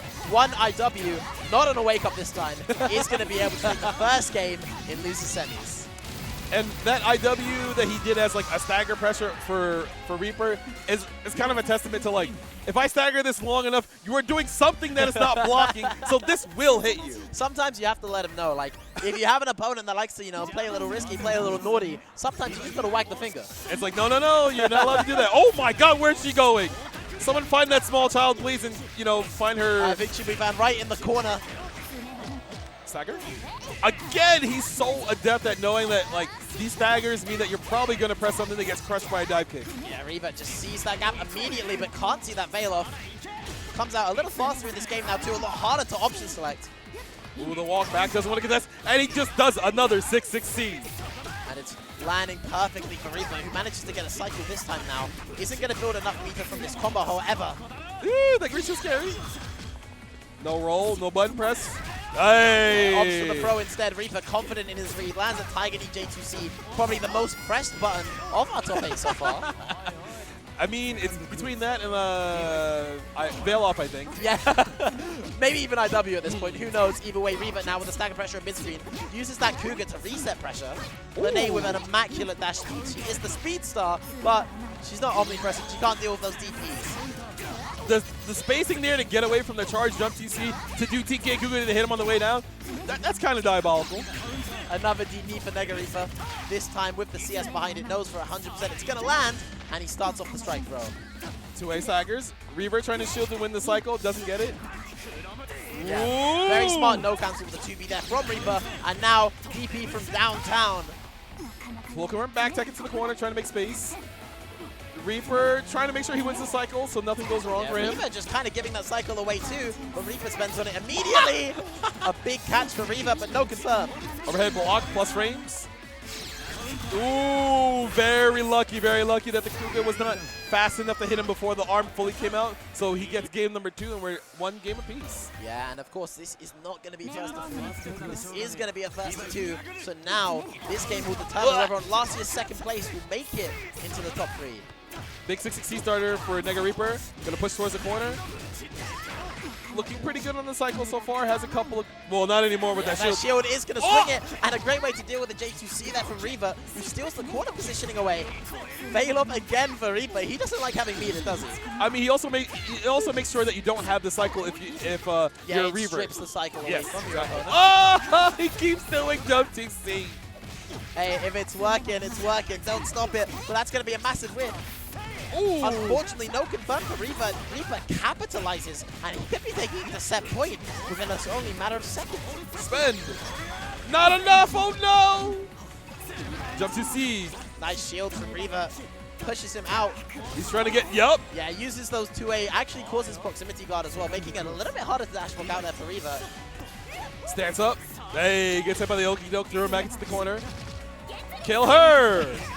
Yeah, this one is really going to hurt. And now, Reaper is in a great position to try and whittle this round down a little closer to him advancing through. Should win the cycle. There we go. Did so much damage with that confirm. Oh! With the CS to confirm it as well, but a big drop. Uh-oh. Anti-air there from Reaver, but drops in return. There's a Veil-Off to make sure he can't win the cycle. Yeah, Cougar can't really do anything about that Veil-Off either as well, so it's a great defensive option to rip there. And all of a sudden, Reaver is eliminated from UMAD. And that decision by Reaper to kind of like delay his EX arm there was specifically to see if there was any sort of like movement from the Lene. It was just like, all right, is she jumping? No. And even if it's blocked, it's just like, I have plus frames. I can just go in, I can do what I want. And then it's just like more uncertainty from Revert on his defense. Wait, we have a Tsurugi loses finals. I don't like the conversations that are going to happen after this. But, you know, the players playing the character are very good. They're amazing. It doesn't mean that, you know. I mean, wait, can we talk about we talk about Reaper for a second? Yeah, go ahead. 5th place at Evo, Yeah, but he just took down Reaper. Lost your 2nd place, 3 2nd places in a row. You know, looking at Combo Breaker, looking at CEO. Incredibly there from Reaper. You know, we talk about a little bit before about the sort of like culture, the way the FGC kind of looks at some of these playstyles, looks at some of those options.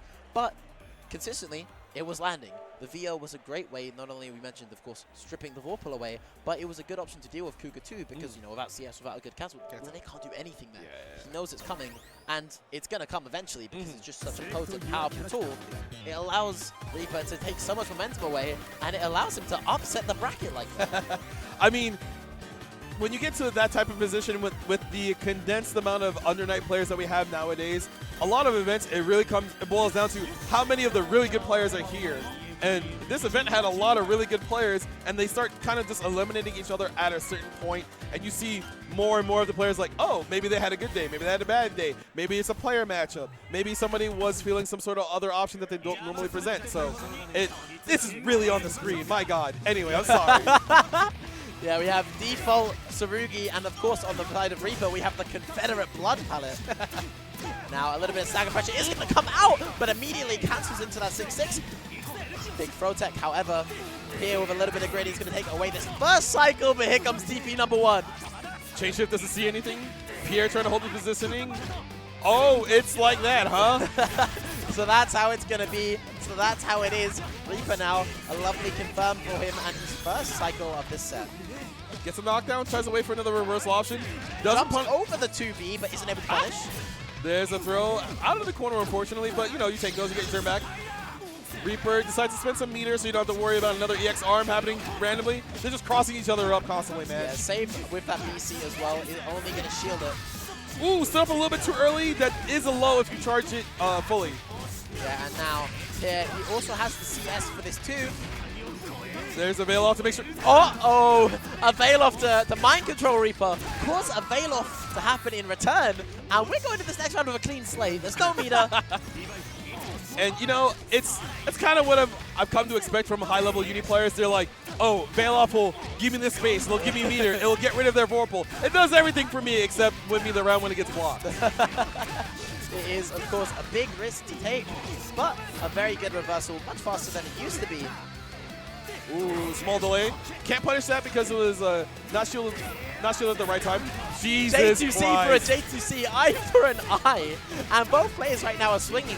But Pierre, he's coming out on top a little more consistently. Health bar still blue this late into the round. Ooh. And the 2A with the availability of CBO, Pierre is going to take game 1 in our first of 3. Spin. I hope so. Okay, there we go. There we go. Had me thinking. Don't worry. I'm feeling the same thing you're feeling.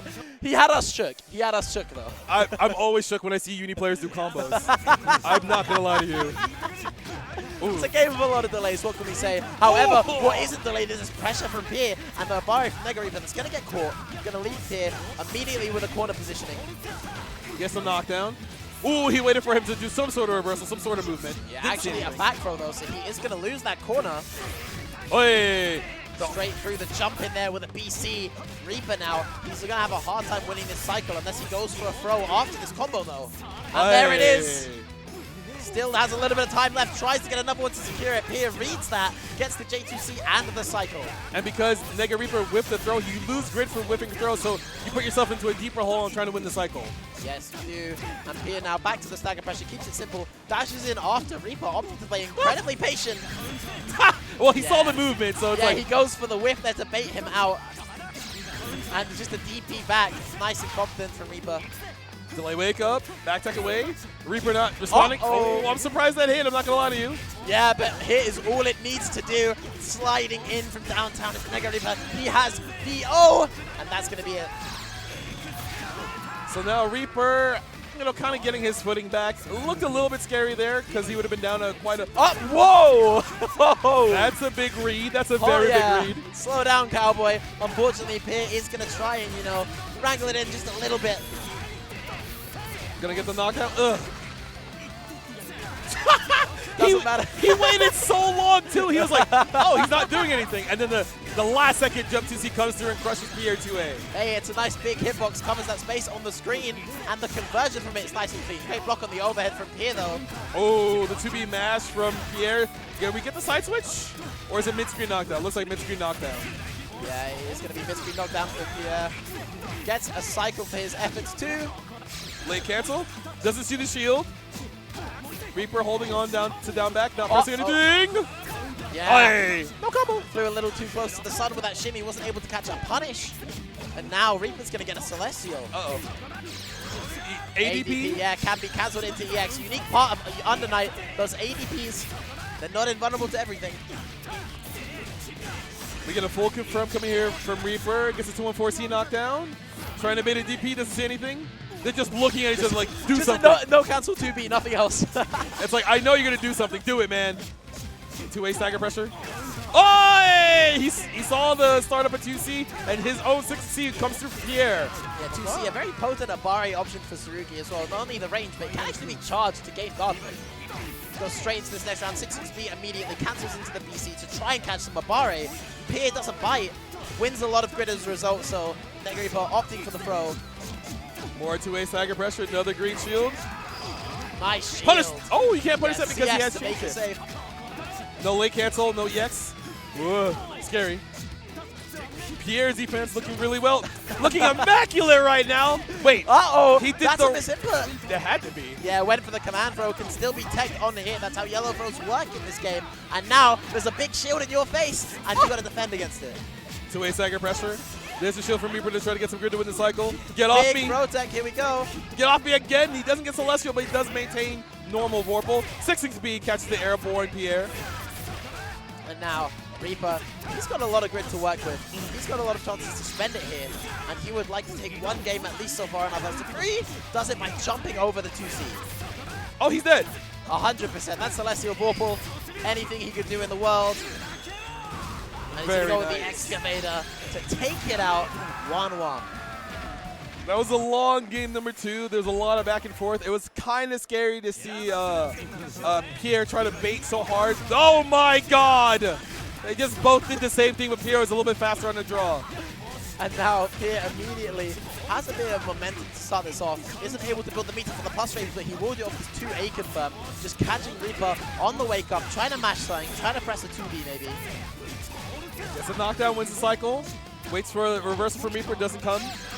Ooh, I think on that Super Flash, you can actually buffer an invincible move if you're confident enough, but you run the risk of getting hit by that if you're not sure. I believe Pierre does have the confidence, but he's got such a big life lead, he doesn't quite need to worry about it. Doesn't even need to spend an EX here now because Reaper's on his last touch, but a J2C, the Hail Mary to try and start this comeback.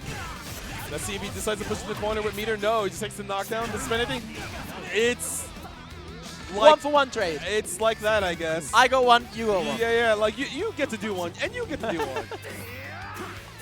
No Jumps shield. in there with the assault. Yeah, doesn't get the shield. 6C jump scare. Very even grid situation as well. Looks for the J2C to try and steal it away. Tries to DP maybe to go through a last second throw or an assault to cover both grid swing options. Instead gets punished and gives the cycle to Pierre. Oof, that's a lot of damage for that guess though. More staggers. There's a grid thrust back to mid-screen. Pierre forces his way in. Does he win the cycle? Yes, he does. He gets to keep pressure, but he has to worry about Reaper kind of like busting out, trying to make sure he doesn't have the cycle with Vorpal anymore. Yeah, and oh, that's a massive counter hit, but there's no confirm. Yellow throw is going to get teched. He just dashes in, gets another one back. Stands up. There's a chain shift from Reaper. Doesn't see anything. Trying to send it. He gets a corner positioning, but he's not getting much off of any of these clean hits. Yeah, now lots of plus frames coming in here for Reaper. Stagger pressure does connect. Lovely confirm. A little difficult to do as well on the jump back. Gets a spend. He has to worry about Pierre. It's like, oh my. Wait, he's dead. He has to worry about Pierre. Full stop. And now he's going to lose the round for it. Lose game 2 for it so long as Pierre is willing to spend. Here it comes AB and the CVO and the Excavator.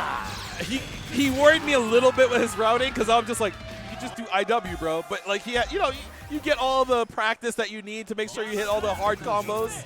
Yeah, all the practice that you need to, unfortunately, go for a big confident option. And Pierre, masterful whip punish there. 6-6B of his own.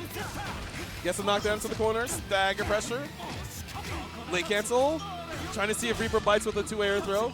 Yeah, first throw, throws it back into the corner after as well. Oh! And now, yeah, Reaper not wanting to have to take another one, risks it all, but yeah, confident, collected, and, you know, surgical.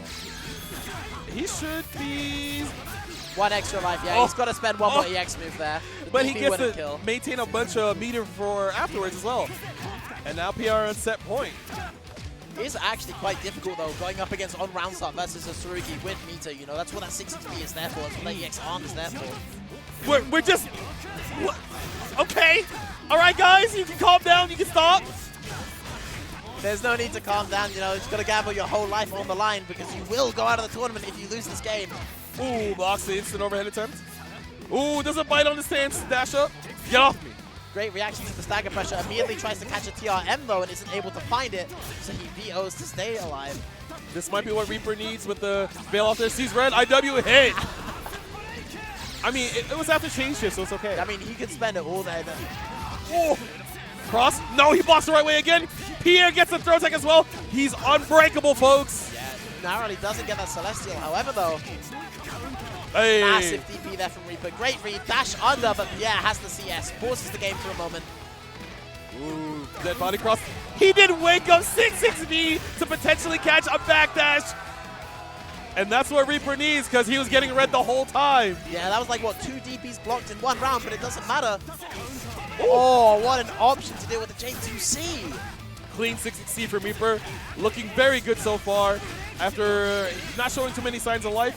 Gets a corner push. Staggering pressure. Reaper getting quite creative this late into the set as well now. Does the CS, gets big plus frames, but a good tech from Pierre. Keeps it nice and simple. EX arm, gets himself back in there, but Pierre, amazing Abare. Gets a 2B counter poke. Gonna spend some meter, get the knockdown, and secure himself the cycle most likely. Yeah, cycle it will indeed be. I don't think it's possible for Reaper to win it there. And the Celestial too. He routed that way specifically so he can make sure he gets the cycle and Celestial. Oh, that's a lot of meter coming through for Pierre. Very well played from Pierre, a very well studied player. Oh! I'm pretty sure he tried to throw in defense there, but it's okay. Sometimes it's going to happen to you, and that is perfectly okay. This round is not over yet, although a good touch here for Reaper could do it. Oh my god, he's and feeling now, himself! Yeah, anything might just do it. Doesn't see red. Up back away. Jumps out away. But that is punishable! Yeah, punished because it's not TK height. If that move is not charged, it is not safe. So anytime you block that up close from Tsurugi, you just throw him. Shout out the crowd, you know, Canada rallying behind Reaper as well. Ooh, nice confirm. Into the corner you go. So Reaper on the back foot once again. Jump 2C, not close enough to get punished, but take the turn back after. Massive trade there as well. But now, big backdash from Reaper. Gets himself away, but he's still towards that corner. He's going to spend a little bit of grit to get himself out. Oh, not ready for the throw. Cycle should get over to Pierre as long as he doesn't eat a throw, but it was not in time. Oh, what a whip punish, Pierre! Oh, it's so beautiful the way he presses his buttons. I mean, sometimes it's better to be lucky than to be good.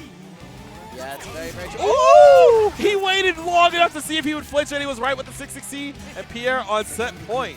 Yeah, absolutely lovely button presses there from Pierre. Immaculate whiff punish to take it for him. Ooh, get a little bit far away from the 6-6C.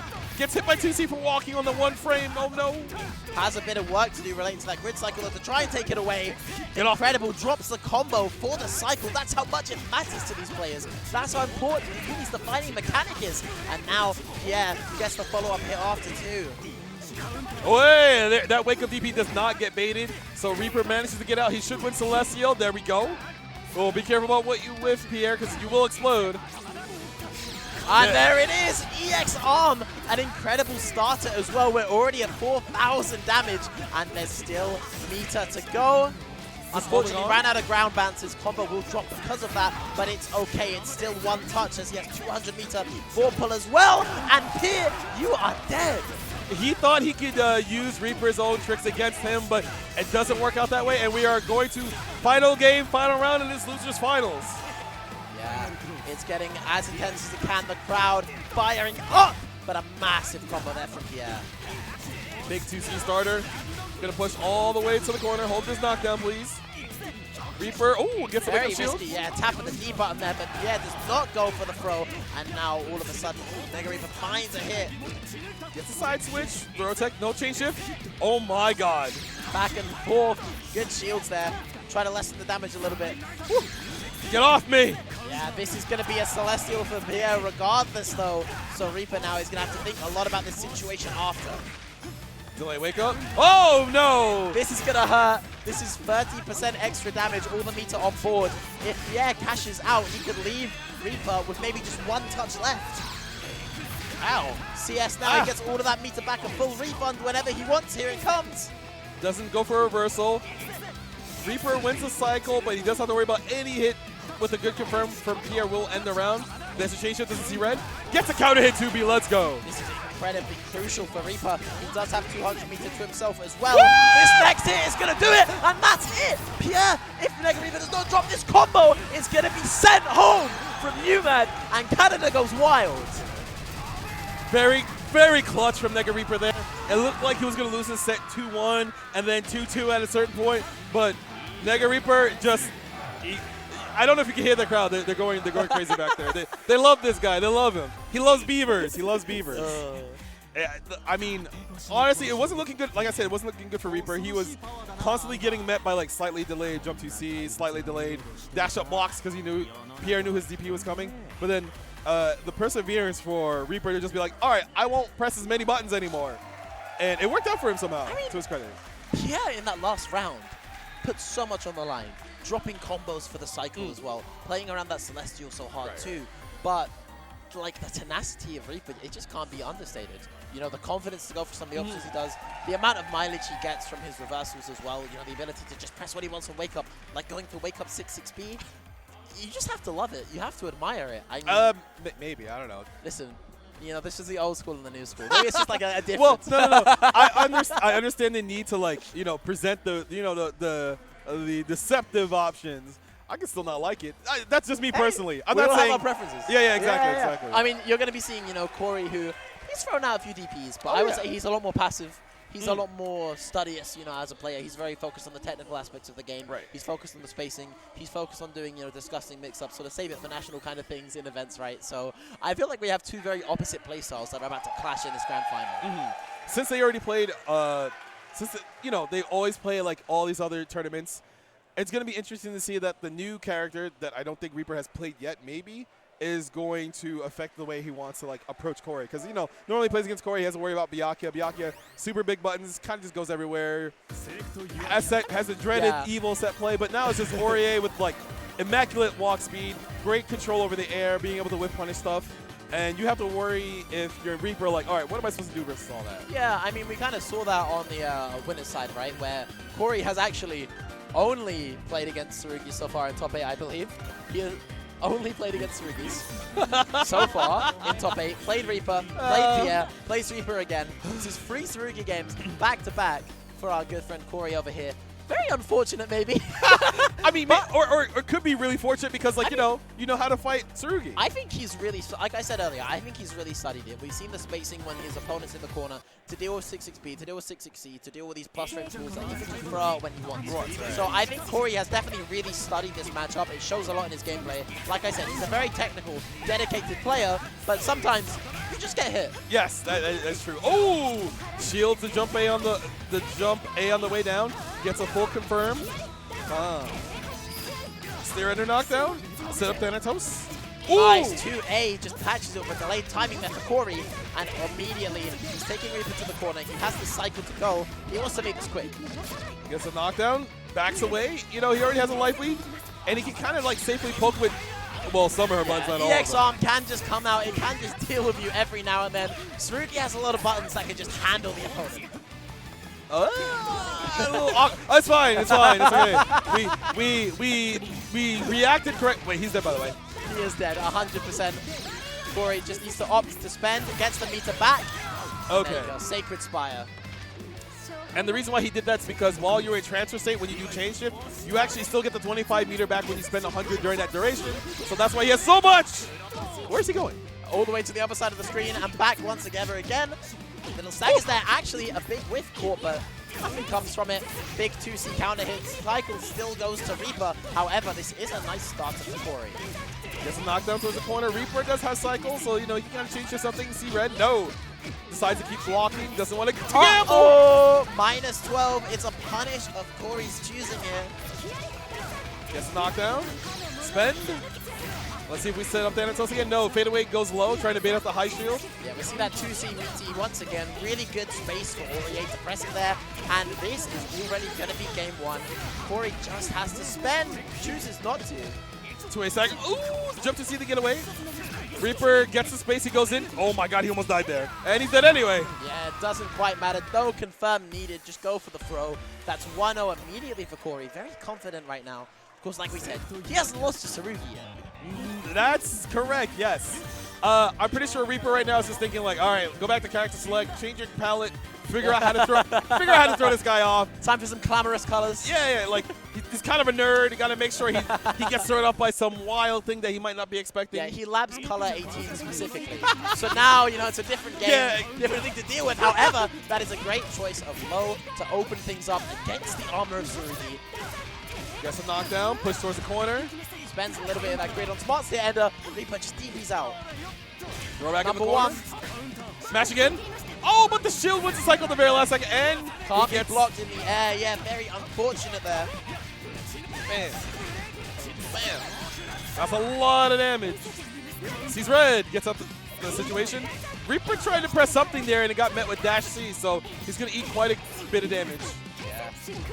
It'll be a little bit of an early drop on the combo, though, before he has a lot of meter here right now, so Reaper is very afraid of any stray hit. Concentrate to get some grid. Cycle is going to go to Reaper. Uses it immediately. Nice, shielded in the air this time. Correct answer. Dash C. No, he tried to throw in defense. And that's a common tactic Ori players will use. They'll use dash C to close the gap, and then they do nothing and throw you. Oh, kills the up back with the X arm. Or they'll do, you know, 616 to throw. Or 616 to like a 2A bait of some sort. Yeah, and now a small drop from Reaper, but it's okay. Maybe not so much that he's going to have a kill. Oh, armor. A lot of armor. Bum, bum, bum. Gonna spend 100 most likely? He might just take them simple knockdown. No, there's 100 spent. Yeah, gonna go for that command grab ender. Gets a nice little knockdown. A tiny little bit of breathing, but it doesn't matter. Sacred Arrow, and unfortunately, 3D certainly a miss impact. He's looking for an assault there. He's gonna be clipped by this 2A. Ori wins the cycle again. Gonna get the knockdown, goes low, trying to catch Reaper, maybe high shielding. DP again! Doing a lot of work for Corey because he holds the cycle. He gets to have instances like that, but there's the dreaded 2C on the walk back. Yeah, and this is going to be the first round so far for Reaper in our grand final. Something he needs for a little bit of momentum, of course. He has to win this grand final not once, but twice if he wants to be the UMAD champion. Ooh, doesn't fall for the dash back, dash forward. What a shield, but he goes for the veil off to deal with it. Corey responds with a Sacred Arrow of his own. Ooh, you can see Reaper trying to wait for the 236 A or B. That's why he's kind of like repositioning constantly. Yep, gets away from it. Trying to raise spacing with the Assault JA, but Reaper unafraid to press afterwards. Has a cycle to his name now. Oh, Divine Thrust actually whiffs, but of course, no way that he's going to react and punish it there. Oi! Thanks for the mids. Yeah, great timing with the B+C. However, it spends grid. It costs grid though, and now Corey has a Celestial on defense. So as long as Reaper doesn't eat, woo! 660 going all the way up into the heavens. Yeah, just shy of whiffing as well. You know, Reaper probably felt his life on the line there, but now Corey has to, transfer state. He still gets the extra damage from Celestial. We're already at 4,000 damage as he juggles with the Sacred Arrow. This combo is really going to hurt for Reaper, and he gets caught immediately. There's no confirm for Corey. Stands up, back dash away, trying to concentrate to win this, like, oh my god! And that is 1-1 for Corey versus Reaper. Neither player looks too shocked right now. Neither player looks too uncomfortable. Yeah, they're like, you know, it happens. Stellaby gave his game, and Corey finds a big counter hit to start this round off. Gonna get the knockdown, set up Thanatos most likely. Steer ender. There we go. Oh, does see the shield, goes for the throw in afterwards. Those Reaper's gonna be a little passive after that. Gets a cycle, so Corey can kind of like hang back a little bit, but that's why Reaper pulled up immediately. He's like, I don't want to give him the space to do stuff like that. Yeah, lovely stagger pressure there from Corey as well. Uses the dash blocking to get towards the corner. Plays this spacing game against Reaper. It's just looking for an opening in neutral. Playing the cycle. All right. It's okay for Corey to... Ooh, you're so lucky he didn't try to throw your shield. Yeah. That was very well played from Corey as well. Just burnt that entire cycle and finds the win. Oh, he got the punish on that. Very nice. But now he has to contest with Corey having a lot of space. This is the most patient Reaper's been all tournament. EX arm, there we go. He breaks the streak, but it goes back to neutral, and 6-3 finally comes out 9-frame button. Very quick. You are not reacting. And the first part of it is a low, so if you're walking back when it occurs, you will get clipped. That is a lot of it. What is happening? What is going on? He's going to confirm it too. Reaper, he wants this trophy. Two-way stagger. Are you dead? Yeah, you are, because you got Vorpal right in time to do an extra 100 damage. Stands up. Woohoo! Empty jumps, but a lovely delay tech from Corey. Yellow throws in return as well. Maybe trying to catch a TRM, and we go to neutral, and Reaper, he's blocking. He's just blocking. See, it's not that hard. It's not hard. Two-way staggers come out, yeah. He's red. Hold that. I've never seen that trade like that. And then he does get punished for that. That's so funny. That's really unlucky for Reaper, yeah. Corey starts to put a bit of a momentum in this round. Fade away, jump C again, trying to call out a low shield. 171 doesn't get baited. Lovely shield, but it's not minus enough to punish. Instead they trade, and the BC comes out, denies the Sacred Spire. Break it up. Dashing. Oh my god. Corey still maintains the cycle, but he has to be careful because he's getting clipped by a lot of 6C and dash C. I said dash B. No! Green shield, no throw. Very unlucky. 2A seconds come out afterwards. Catches the charge 2C there. Lovely whiff punish from Corey. Has to time it to weigh out the armor as well, so very well done. Yes. Very hard to do. Gets a knockdown. Is he going to worry about the cycle? No. Well timed 2A to immediate throw. Unless Reaper messed up his chain shift, he must have purposely didn't want to do low shield there, so it's kind of hard to tell. Yeah, grid thrust there from Reaper is going to catch Corey. Lucky, we take Able those. to cover up the space in front of him. Corey, well played there. Now, he's looking to try and take the second game away. He gets the spacing, yeah, covers it in front of him. This time has the CS. 2C is going to break the armor. Gonna get a nice confirmed mid-screen.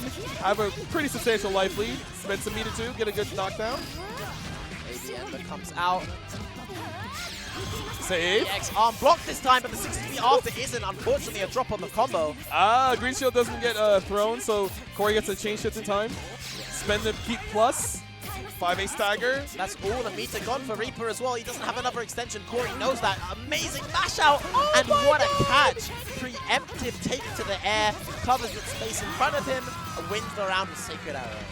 And that was very scary too, because you saw that 60C. It looked like it was just gonna hit Ore on the way down, but thankfully or unthankfully, the jump C of the 214 did some good work. No confirm. Unfortunate on the confirm, but what an option from Reaper, dashing up with the anti-air.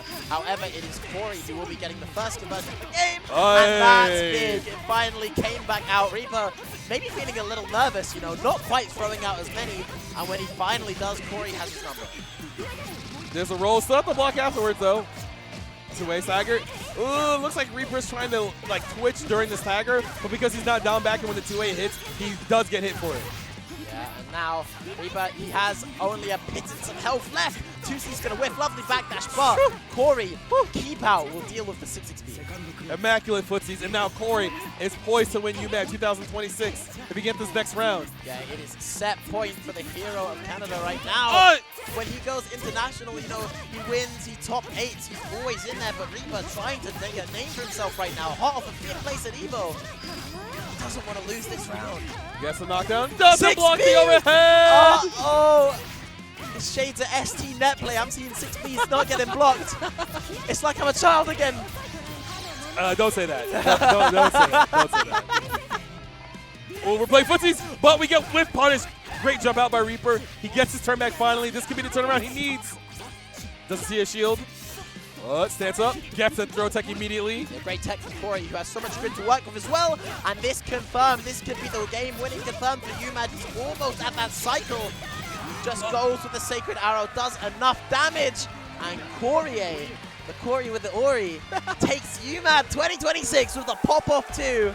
Damn, look at him go. Look at him go. Fred coming straight over. That's the lad right there. That's the boy.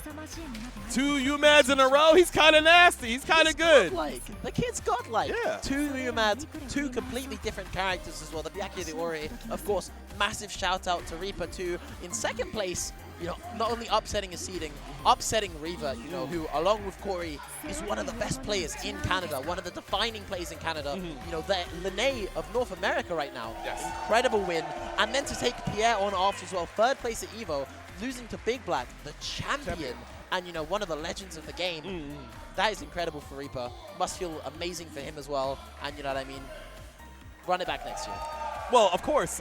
Hopefully, you know, we get to come back to UMAD. Hopefully, both of us get to be here. Hopefully, you all get to be here. If you're at home and like, man, this tournament was sick, I would want to be here. Please, if you have the chance to, UMAD is a very good tournament to be at. It's incredible. I mean, we're in a church, first off.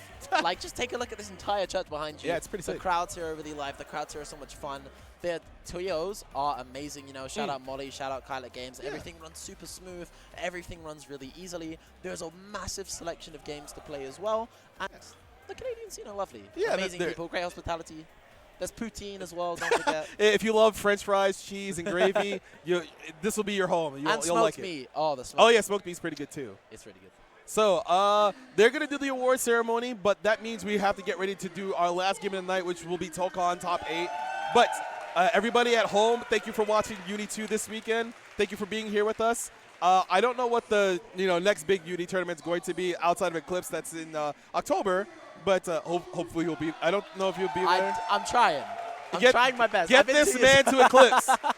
Get a GoFundMe, fundraiser, whatever. Get this man to Eclipse. He deserves to be there. Thank you so much. Thank you so much. It means the world to me. I'll do my best.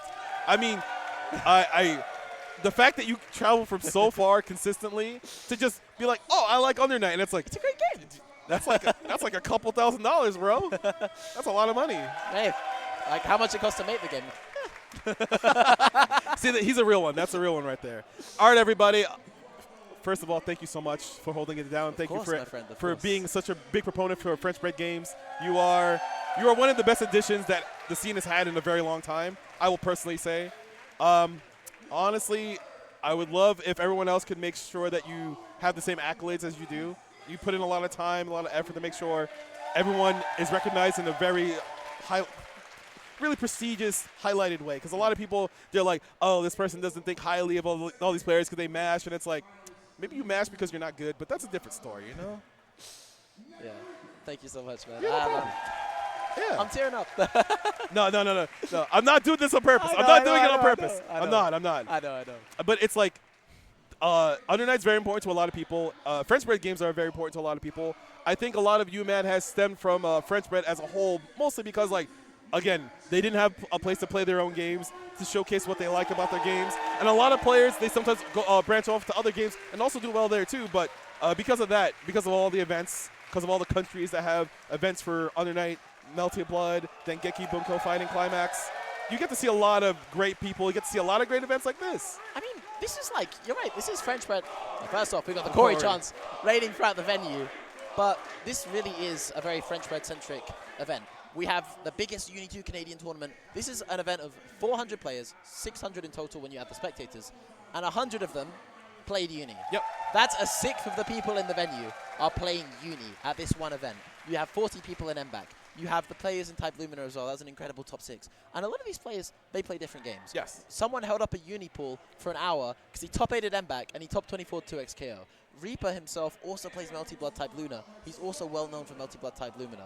Corey has a history in a multiple of different games, right? All of these players, they branch out, they play all these different games, but they all come back to that same central home of French Bread, where, you know, everyone belongs. As Shinobi once said, everyone eats, and we all support each other. Yes. All right. Enough sappiness. Everybody, if you're waiting for Tokon, it will be in a few minutes. But once again, thank you for watching Under Night 2 here at UMAD 2026. We will hopefully see you next year. Take care and good night. Have a lovely night, everybody. Thank you so much.